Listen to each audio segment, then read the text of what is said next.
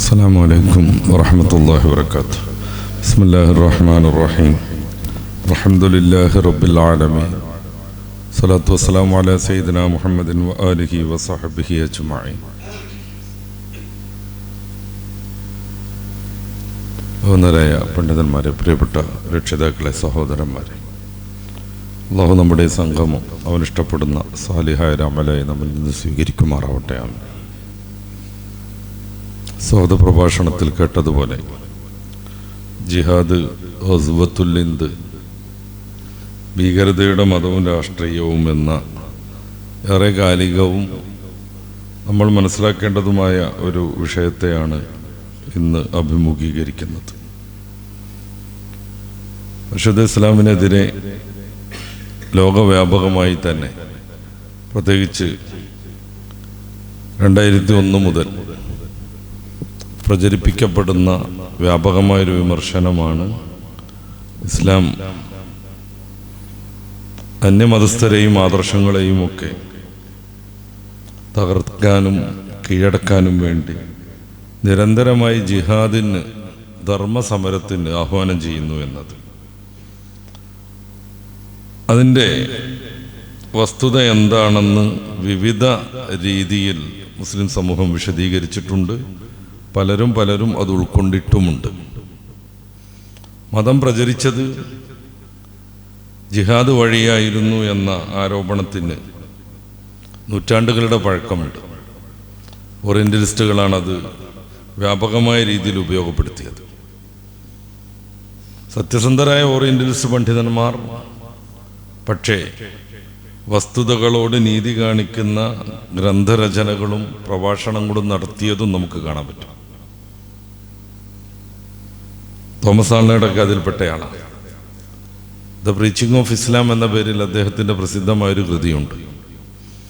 പരിശുദ്ധ ഇസ്ലാം എങ്ങനെയാണ് പ്രചരിച്ചത്, എങ്ങനെയാണ് ലോകത്ത് വ്യാപിച്ചത് എന്ന് വസ്തുനിഷ്ഠമായി പഠിക്കുകയും അത് സത്യസന്ധമായി രേഖപ്പെടുത്തുകയും ചെയ്തിട്ടുണ്ട് അദ്ദേഹം ആ ഒരു പുസ്തകത്തിൽ.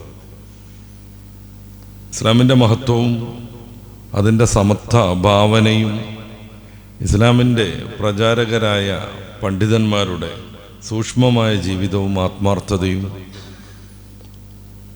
ഇസ്ലാം സമൂഹത്തിന് നൽകുന്ന വലിയ പ്രതീക്ഷയുമൊക്കെയാണ് മതത്തെ ലോകാടിസ്ഥാനത്തിൽ ഇത്രമേൽ വർദ്ധിപ്പിച്ചത് എന്ന് വസ്തുനിഷ്ഠമായ പ്രമാണങ്ങളുടെ വെളിച്ചത്തിൽ അദ്ദേഹത്തെ പോലെയുള്ളവർ തെളിയിക്കുന്നുണ്ട്. നമ്മുടെ കേരളത്തിലും മലയാള ഭാഷയിലും അങ്ങനെയുള്ള ചില ഗ്രന്ഥങ്ങളുണ്ട്. അന്യ മതസ്ഥരായ ആളുകൾ തന്നെ എഴുതിയതും പ്രചരിപ്പിക്കുന്നതും. അതേക്കുറിച്ചൊന്നും വിസ്തരിച്ച് ഞാൻ സംസാരിക്കുകയല്ല. പരിശുദ്ധ ഇസ്ലാം ജിഹാദിനെ അംഗീകരിക്കുന്നുണ്ട് എന്നതിൽ ഒരു തർക്കമില്ല. ജിഹാദ് എന്ന് പറഞ്ഞാൽ എന്താണ്? ഭാഷാപരമായി കഠിനമായ അധ്വാനം എന്നാണ് അതിൻ്റെ അർത്ഥം. ഒരു വിദ്യാർത്ഥി നന്നായിട്ട് പഠിക്കാൻ വേണ്ടി, പരീക്ഷയിൽ ഏറ്റവും ടോപ്പ് മാർക്ക് നേടാൻ വേണ്ടി കഠിനമായി അധ്വാനിക്കുന്നത് ആ വിഷയത്തിൽ അവൻ നടത്തുന്ന ജിഹാദാണ്. ജഹദ എന്ന അടിസ്ഥാന പദത്തിന് ശക്തമായി പ്രയത്നിക്കുക എന്നാണ് അതിൻ്റെ അർത്ഥം. അപ്പോൾ ഏത് രംഗത്ത് ശക്തമായി നമ്മൾ പ്രയത്നം നടത്തിയാലും അധ്വാനം നടത്തിയാലും അതിനൊക്കെ ജിഹാദ് എന്നാണ് പറയുന്നത്. അതുകൊണ്ടാണ് ഫിസിക്കലായൊരു യുദ്ധത്തിൽ നിന്ന് മദീനയിലേക്ക് മടങ്ങിക്കൊണ്ടിരിക്കുന്ന തൻ്റെ അനുചരരോട് നേരിട്ട് യുദ്ധം ചെയ്തു വരികയാണ് അവർ.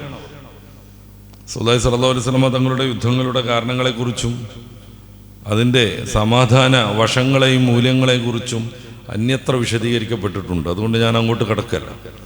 ഒരു യുദ്ധം കഴിഞ്ഞ്, നേരിട്ടുള്ള യുദ്ധം കഴിഞ്ഞ് വരുന്ന സഹാബ കിറാമിനോട് നബി സല്ലല്ലാഹു അലൈഹി വസല്ലം തങ്ങൾ പറയുന്നത് ഇത് ചെറിയ ജിഹാദായിരുന്നു, ഇനി വലിയ ജിഹാദിലേക്കാണ് നമ്മൾ പുറപ്പെടുന്നത്. സ്വാഭാവികമായും ഒരു യുദ്ധത്തിൻ്റെ ഉടനെ മറ്റൊരു യുദ്ധത്തിലേക്ക് പോകുന്നതിനെ കുറിച്ച് അവരിങ്ങനെ ആലോചിച്ചുകൊണ്ടിരിക്കുമ്പോൾ റസൂലുള്ളാഹി സ്വല്ലല്ലാഹു അലൈഹി വസല്ലം തങ്ങൾ വിശദീകരിച്ചു കൊടുക്കുന്നുണ്ട്. ഏറ്റവും പ്രധാനപ്പെട്ട ജിഹാദ് നമ്മുടെ ആത്മാവിനോടുള്ള ധർമ്മസമരമാകുന്നു. അതായത് ഹറാമിൽ നിന്ന് മാറി നിൽക്കാനും അല്ലാഹും റസൂലും ഇഷ്ടപ്പെടാത്ത കർമ്മങ്ങളിൽ നിന്ന് പൂർണ്ണമായി വിട്ടുനിൽക്കാനുമൊക്കെ നമ്മുടെ ആത്മാവിനെ പാകപ്പെടുത്തുന്ന, ആത്മാവിനോട് നിരന്തരമായി അധ്വാനം നടത്തിക്കൊണ്ടിരിക്കുന്ന ഈ ഒരു ശ്രമത്തിനാണ് അൽ ജിഹാദുൽ അക്ബർ, ശ്രേഷ്ഠമായ ജിഹാദ്, പോരാട്ടം എന്ന് ഹബീബായ റസൂലുള്ളാഹി സ്വല്ലല്ലാഹു അലൈഹി വസല്ലം തങ്ങൾ പഠിപ്പിക്കുന്നത്. അപ്പോൾ ആരും ഇങ്ങനെ ആത്മാവിനോട് യുദ്ധം ചെയ്യാന്ന് പറഞ്ഞാൽ ആയുധെടുത്തിട്ട് ശരീരത്തെ കുത്തലും മുറിപ്പെടുത്തലും അല്ല. നേരെ മറിച്ച് അതിനെ ധർമ്മിഷ്ഠമായ രീതിയിൽ മുന്നോട്ട് കൊണ്ടുപോകുക എന്നുള്ളതാണ്. അതേക്കുറിച്ചാണ് ജിഹാദ് എന്നല്ല ഏറ്റവും ശ്രേഷ്ഠമായ ജിഹാദ് എന്ന് ഹബീബായ റസൂലുള്ളാഹി സ്വല്ലല്ലാഹു അലൈഹി വസല്ലം തങ്ങൾ പറയുന്നത്. പിന്നെ ഇസ്ലാമിൽ നേരിട്ടുള്ള യുദ്ധങ്ങൾ ഉണ്ടായിട്ടില്ലേ? ഉണ്ട്. റസൂലുള്ളാഹി സ്വല്ലല്ലാഹു അലൈഹി വസല്ലം തങ്ങളുടെ കാലത്തും ശേഷമൊക്കെ ഉണ്ടായിട്ടുണ്ട്. എന്തിനാണ് ഇസ്ലാമിൻ്റെ യുദ്ധങ്ങൾ? പ്രധാനമായും മദീന രാഷ്ട്രമെന്ന ഇസ്ലാമിൻ്റെ വളർത്തു കേന്ദ്രത്തെ തകർക്കാനുള്ള കഠിനമായ ശ്രമങ്ങൾ വിവിധ ഭാഗങ്ങളിൽ നിന്നുണ്ടായപ്പോൾ അതിനെ പ്രതിരോധിക്കാനായിരുന്നു ഇസ്ലാമിൻ്റെ ജിഹാദുകൾ. പലപ്പോഴും മറ്റ് ചില ഭരണകൂടങ്ങളെ ഇസ്ലാമിക സമൂഹം എതിർക്കേണ്ടി വന്നിട്ടുണ്ട്. അതെന്തിനാ? നീതി നടപ്പാക്കാൻ വേണ്ടി, ന്യൂനപക്ഷങ്ങളെ പീഡിപ്പിക്കുന്നതുകൊണ്ട്. മുസ്ലിങ്ങളായി പോയി എന്നതിൻ്റെ ഒരൊറ്റ കാരണത്താൽ ഭരണവും അധികാരവും ഉപയോഗപ്പെടുത്തി പാവപ്പെട്ട മനുഷ്യരെ ആക്രമിക്കുന്നത് കൊണ്ട്, ക്രൂരമായി പീഡിപ്പിക്കുന്നത് കൊണ്ട്. റോമിനോടൊക്കെയുള്ള യുദ്ധം ആ ഗണത്തിലാണ് വരിക. അവിടെയുള്ള മുസ്ലിങ്ങളെ അവർ ശക്തമായി പീഡിപ്പിച്ചു. ഒരർത്ഥത്തിലും പാടില്ലാത്ത വിധം ഇസ്ലാമിക രാഷ്ട്രത്തെ ഇല്ലാതെയാക്കാൻ അവർ ശ്രമിക്കുകയും ചെയ്തു. അത്തരം സന്ദർഭങ്ങളിൽ രാഷ്ട്രത്തിൻ്റെ സുരക്ഷയ്ക്ക് വേണ്ടി, ആദർശ ബന്ധുക്കളുടെ രക്ഷയ്ക്ക് വേണ്ടി മുസ്ലിം സമൂഹം ആയുധമെടുത്തിട്ടുണ്ട്. അത് ഏതൊരു സമൂഹത്തിലും നിലനിൽക്കുന്നത് മാത്രമാണ്. ജിഹാദ് എന്നൊക്കെ പറഞ്ഞ് ഇസ്ലാമിനെ വിശദീകരിച്ച് ഇസ്ലാം അതിൻ്റെ ഒരു മതമാണ്, ജിഹാദോളികൾ എന്നൊക്കെയാണ് സോഷ്യൽ മീഡിയയിൽ മലയാളികളാകുന്ന കുറേ തീവ്ര വർഗീയവാദികൾ മുസ്ലിം സൊസൈറ്റിയെ വിളിച്ചുകൊണ്ടിരിക്കുന്നത്. ജിഹാദ് അനിവാര്യമായ സന്ദർഭങ്ങളിൽ എല്ലാ അർത്ഥത്തിലും, ഞാൻ നേരത്തെ പറഞ്ഞതുപോലെ ആത്മാവിനോടുള്ള പോരാട്ടം എന്ന രീതിയിലും, കഠിനമായി അധ്വാനിച്ച് ദീനീ കാര്യങ്ങൾ പഠിച്ചെടുക്കുക എന്ന രീതിയിലും എന്നല്ല, പരിശുദ്ധ ഇസ്ലാമിനെയും മദീന രാഷ്ട്രത്തെയും നശിപ്പിക്കാൻ വരുന്ന ശത്രുക്കളെ ഒതുക്കിയെങ്കിലേ ജീവിതം സുഗമമാവുകയുള്ളൂ എന്ന രീതിയിലുമൊക്കെ നല്ല ജിഹാദുകൾ നടന്നിട്ടുണ്ട് ഇസ്ലാമിൽ. ഈ ജിഹാദുകളെ എല്ലാം കൂടെ വെള്ളപൂശി അല്ലെങ്കിൽ ന്യായീകരിച്ച് മറ്റൊന്നാക്കേണ്ട യാതൊരു കാര്യവും മുസ്ലിം സൊസൈറ്റിക്കില്ല. എന്തുകൊണ്ട്? ലോകത്ത് ഏതൊക്കെ സമൂഹം നിലനിന്നുവെന്നോ അവരെല്ലാവരും യുദ്ധം ചെയ്തവരാണ്, പലപ്പോഴും ആയുധമെടുത്തവരുമാണ്. അത് വിശദീകരിക്കുന്നില്ല. ഇതേ വേദിയിൽ മുമ്പൊരു സമയത്ത് നമ്മളത് സംസാരിച്ചിട്ടുണ്ട്, സാന്ദർഭികമായി സൂചിപ്പിക്കുന്നു എന്ന് മാത്രം. ജിഹാദ് ലോകത്ത് ഇതുവരെയും നിലനിന്നതാണ്, യുദ്ധം എന്ന അർത്ഥത്തിൽ തന്നെ. ലോകത്ത് ഏതെങ്കിലും ഒരു സമൂഹം നേരിട്ടുള്ള യുദ്ധം ചെയ്യലിൽ നിന്ന് മാറി നിന്നിട്ടുണ്ടെങ്കിൽ അവർക്ക് വംശനാശം നേരിട്ടിട്ടുണ്ടാകും എന്ന് മാത്രമേ നമുക്ക് പറയാൻ പറ്റൂ. കാരണം എല്ലാവരും ശുദ്ധരായി ജീവിക്കുന്നൊരു കാലത്ത് മാത്രമേ ജിഹാദിൻ്റെ പ്രസക്തി ഇല്ലാതെയാകുള്ളൂ. പരിശുദ്ധ ഇസ്ലാം സമ്പൂർണ്ണമായി ജിഹാദിനെ നിരോധിച്ചിരുന്നുവെന്ന് സങ്കല്പിക്കുക. ഇസ്ലാമിക രാജ്യത്തിനെതിരെ നിരന്തരമായ അക്രമങ്ങൾ ഉണ്ടാകുമ്പോൾ കൊണ്ടു നിൽക്കാനേ പറ്റുള്ളൂ. അവരെന്ത് കവർച്ച നടത്തിയാലും അത് കണ്ടു നിൽക്കാനേ പറ്റൂ. നേരെ മറിച്ച് അതിനെ പ്രതിരോധിക്കണമെങ്കിൽ മുസ്ലിം സൊസൈറ്റിയുടെ ജീവനും സ്വത്തിനും ആത്മാഭിമാനത്തിനും സംരക്ഷണം നൽകണമെങ്കിൽ പലപ്പോഴും ആയുധമെടുക്കേണ്ടി വരും. അതുകൊണ്ടാണ് ഞാൻ പറഞ്ഞത്, ഇസ്ലാമിക സമൂഹത്തിൽ പലപ്പോഴുമായിട്ടുണ്ടായ യുദ്ധങ്ങളെ അതൊന്നും യുദ്ധങ്ങളല്ല എന്ന് പറഞ്ഞ് വെജിറ്റബിൾ വൽക്കരിക്കേണ്ട യാതൊരു കാര്യവുമില്ല. അത് ചരിത്രത്തിൽ ഇന്നോളം വന്ന ജിഹാദുകളെ, ചരിത്രത്തിൽ ഇന്നോളം, മുസ്ലിം സൊസൈറ്റിയിൽ മാത്രമല്ല, ഇന്നോളം നടന്ന ജിഹാദുകളെ നിസ്സാരവൽക്കരിക്കുന്ന ഒരു ഏർപ്പാടായി പോവുകയും ചെയ്യും. ലോകരാഷ്ട്രങ്ങളുടെ ചരിത്രം എടുത്തു നോക്കുക, ആരാ യുദ്ധം ചെയ്യാത്തത്? ലോക ആദർശങ്ങളുടെ ചരിത്രം എടുത്തു നോക്കുക, എവിടെയാണ് യുദ്ധമില്ലാത്തത്? ലോകത്ത് നിലവിലുള്ള ആധുനിക രാഷ്ട്രങ്ങൾ തന്നെയും ഏറ്റവും കൂടുതൽ അവരുടെ സമ്പത്ത് ചെലവഴിക്കുന്നത് യുദ്ധം ചെയ്യാനും അതിനുള്ള ആയുധങ്ങൾ ശേഖരിക്കാനുമാണ്. ഇതിലാർക്കാ തർക്കമുള്ളത്? സമാധാനത്തിൻ്റെ അപ്പോസ്തലന്മാരായി നാട് നീളെ യുദ്ധം ചെയ്യുന്നവരാണ് അമേരിക്ക പോലെയുള്ള രാജ്യങ്ങൾ. നാട് നീളെ യുദ്ധം ചെയ്യാണ്, അവർ സമാധാനത്തിൻ്റെ ആളുകളാണ്. താനും ആയുധക്കച്ചവടമാണ് അവരുടെ പ്രധാനപ്പെട്ട ധനാഗമന മാർഗം. ലോകചരിത്രത്തിൽ ഇന്നോളം ഇങ്ങനെയാണ് സംഭവിച്ചത്. ആധുനിക സമൂഹത്തിൽ ഇത്തരം ചില പ്രവണതകളെ നിരുത്സാഹപ്പെടുത്തുന്ന രീതിയുണ്ട്, അത് ശരിക്കും ആവശ്യമാണ്. പക്ഷെ ലോകത്തുനിന്ന് എത്രയിടങ്ങളിൽ യുദ്ധം നടന്നുകൊണ്ടിരിക്കുന്നു.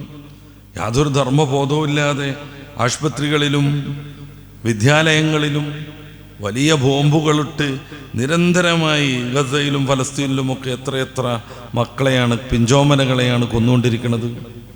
എന്തിൻ്റെ പേരിലാണ് ഇതൊക്കെ നടക്കുന്നത്? യുദ്ധം എന്നും പറഞ്ഞിട്ട്. ഇതിനെ ന്യായീകരിക്കാനും പ്രോത്സാഹിപ്പിക്കാനുമാണ് ലോകരാഷ്ട്രങ്ങൾ നിലകൊള്ളുന്നത്. ലോക രാഷ്ട്രങ്ങളിൽ പലരും, പ്രത്യേകിച്ച് ഈ വലതുപക്ഷ തീവ്രവാദത്തെ മുന്നിൽ കാണുന്നവരെല്ലാം ഇതിനെ ന്യായീകരിക്കുന്നു, ഇതിന് ആയുധങ്ങൾ നൽകുന്നു, ഇതിനുള്ള എല്ലാ സപ്പോർട്ടും നൽകിക്കൊണ്ടിരിക്കുന്നു. കമ്മ്യൂണിസ്റ്റ് ലോകത്ത് വ്യാപിച്ചത് യുദ്ധം കൊണ്ടാണ്. മുമ്പ് ചർച്ച ചെയ്തതാണ്. 1917 ആദ്യമായി റഷ്യൻ വിപ്ലവം നടക്കുന്നത് പോലും കായികമായ യുദ്ധമായിരുന്നു. പിന്നീട് ഇങ്ങോട്ട് നമ്മുടെ കേരളത്തിലാണ് ലോകത്ത് ആദ്യമായി ജനാധിപത്യ രീതിയിൽ ഒരു കമ്മ്യൂണിസ്റ്റ് ഭരണം വരുന്നത് പോലും ലോകാടിസ്ഥാനത്തിൽ. ഞാൻ സൂചിപ്പിക്കുന്നത് യുദ്ധം എന്ന് പറഞ്ഞ് ഇസ്ലാമിക സൊസൈറ്റിയിൽ പലപ്പോഴും ആവശ്യമായി വന്ന ആ ഒരു അനിവാര്യമായി തീർന്ന ആ ഒരു ധീരമായ പോരാട്ടം മുസ്ലിങ്ങളെ മാത്രം ജിഹാദികൾ എന്നും പറഞ്ഞിട്ട് മാനം കെടുത്താൻ വേണ്ടി ഇപ്പോഴും ഉപയോഗിക്കുന്നു. അതിന് എല്ലാവരും നീതിയുടെ കണിക പോലും ഇല്ലാതെ സപ്പോർട്ട് ചെയ്യുകയും ചെയ്യുന്നു. ഇതാണിന്ന് ലോകാടിസ്ഥാനത്തിൽ തന്നെ നടക്കുന്നത്. ഇസ്ലാം സമം തീവ്രവാദം എന്ന് പറയണം. എന്തിന്? ഇസ്ലാമിലേക്ക് സമൂഹം വരുന്നതിനെ എങ്ങനെയെങ്കിലും പ്രതിരോധിക്കണം. ഇസ്ലാമിലേക്ക് സമൂഹം കടന്നു വന്നാൽ എന്താ വിഷയം? ഇന്ന് ലോകത്തെ നിയന്ത്രിച്ചുകൊണ്ടിരിക്കുന്ന ക്യാപിറ്റലിസ്റ്റുകളുടെ ധനാഗമന മാർഗങ്ങൾക്ക് വലിയ ശോഷണം സംഭവിക്കും. അവരുടെ പലിശ വ്യാപാരം ഇല്ലാതെയാകും. അവരുടെ വൃത്തികേടുകളുടെ പ്രചാരണങ്ങൾ ഇല്ലാതെയാകും. പൂഴ്ത്തിവെപ്പും വഞ്ചനയും ഇല്ലാതെയാകും. മനുഷ്യരെ പരസ്പരം തല്ലിച്ച് ആയുധക്കച്ചവടം നടത്തി പണം സ്വരൂകൂട്ടുന്നതില്ലാതെയാകും. അതുകൊണ്ട് ഇസ്ലാം ലോകാടിസ്ഥാനത്തിൽ ഇനിയും പ്രചരിച്ചുകൂടാ. അതിനെതിരെ മതം സമം, ഇസ്ലാം സമം, തീവ്രവാദം എന്നിങ്ങനെ പറഞ്ഞുകൊണ്ടിരിക്കണം. നമ്മൾ ആലോചിച്ച് നോക്കൂ, ലോകത്ത് ഏതൊക്കെ സമൂഹം നേതൃത്വം കൊടുക്കുന്നതും സമൂഹത്തിലെ അംഗങ്ങൾ ചെയ്യുന്നതുമായ അതിക്രമങ്ങളും ഭീകരമായ പ്രവർത്തനങ്ങളുമുണ്ട്. പക്ഷെ ആ സൊസൈറ്റിയുടെ നേതാക്കൾ, പണ്ഡിതന്മാർക്ക് അതിന് ന്യായം പറയേണ്ട ഒരു കാര്യം പോലും ഉണ്ടാവാറില്ല. നമ്മുടെ ഇന്ത്യൻ സാഹചര്യത്തിൽ തന്നെ ആലോചിച്ച് നോക്കുക. പല പല പല രീതിയിലുള്ള അതിക്രമങ്ങൾ അരങ്ങേറുന്നു. അവർ വിചാരിക്കുന്ന ഫാസിസ്റ്റ് ദർശനങ്ങൾക്കെതിരെ സംസാരിക്കുന്നവരെ മൊത്തം കൊന്നുകുഴിച്ചു മൂടുന്നു. കൽബുർഗി മുതൽ എത്ര സാഹിത്യകാരന്മാർ കൊല്ലപ്പെടുന്നു. പലപ്പോഴും ഈ സമൂഹം മുന്നോട്ട് വെക്കുന്ന ആദർശങ്ങളെ ചോദ്യം ചെയ്യുന്ന ന്യായാധിപന്മാർ പോലും കൊല്ലപ്പെടുന്നു. ചില കേസുകളൊക്കെ തുടർച്ചയായി ശൃംഖലയായി കൊലപാതകങ്ങൾ കൊണ്ടില്ലാതെയായി പോകുന്നു. വാദിക്കുന്നയാൾ, സാക്ഷി നിൽക്കുന്നയാൾ, കംപ്ലൈൻറ്റ് ചെയ്തയാൾ എല്ലാവരും നിശ്ചിതമായ ഇടവേളകളിൽ കൃത്യമായി കൊല ചെയ്യപ്പെട്ടുകൊണ്ടിരിക്കുന്നു. പിന്നെ പലവിധ അതിക്രമങ്ങളും ആൾക്കൂട്ടാക്രമങ്ങളും നടക്കുന്നു. പശുവിൻ്റെ പേരും പറഞ്ഞിട്ട്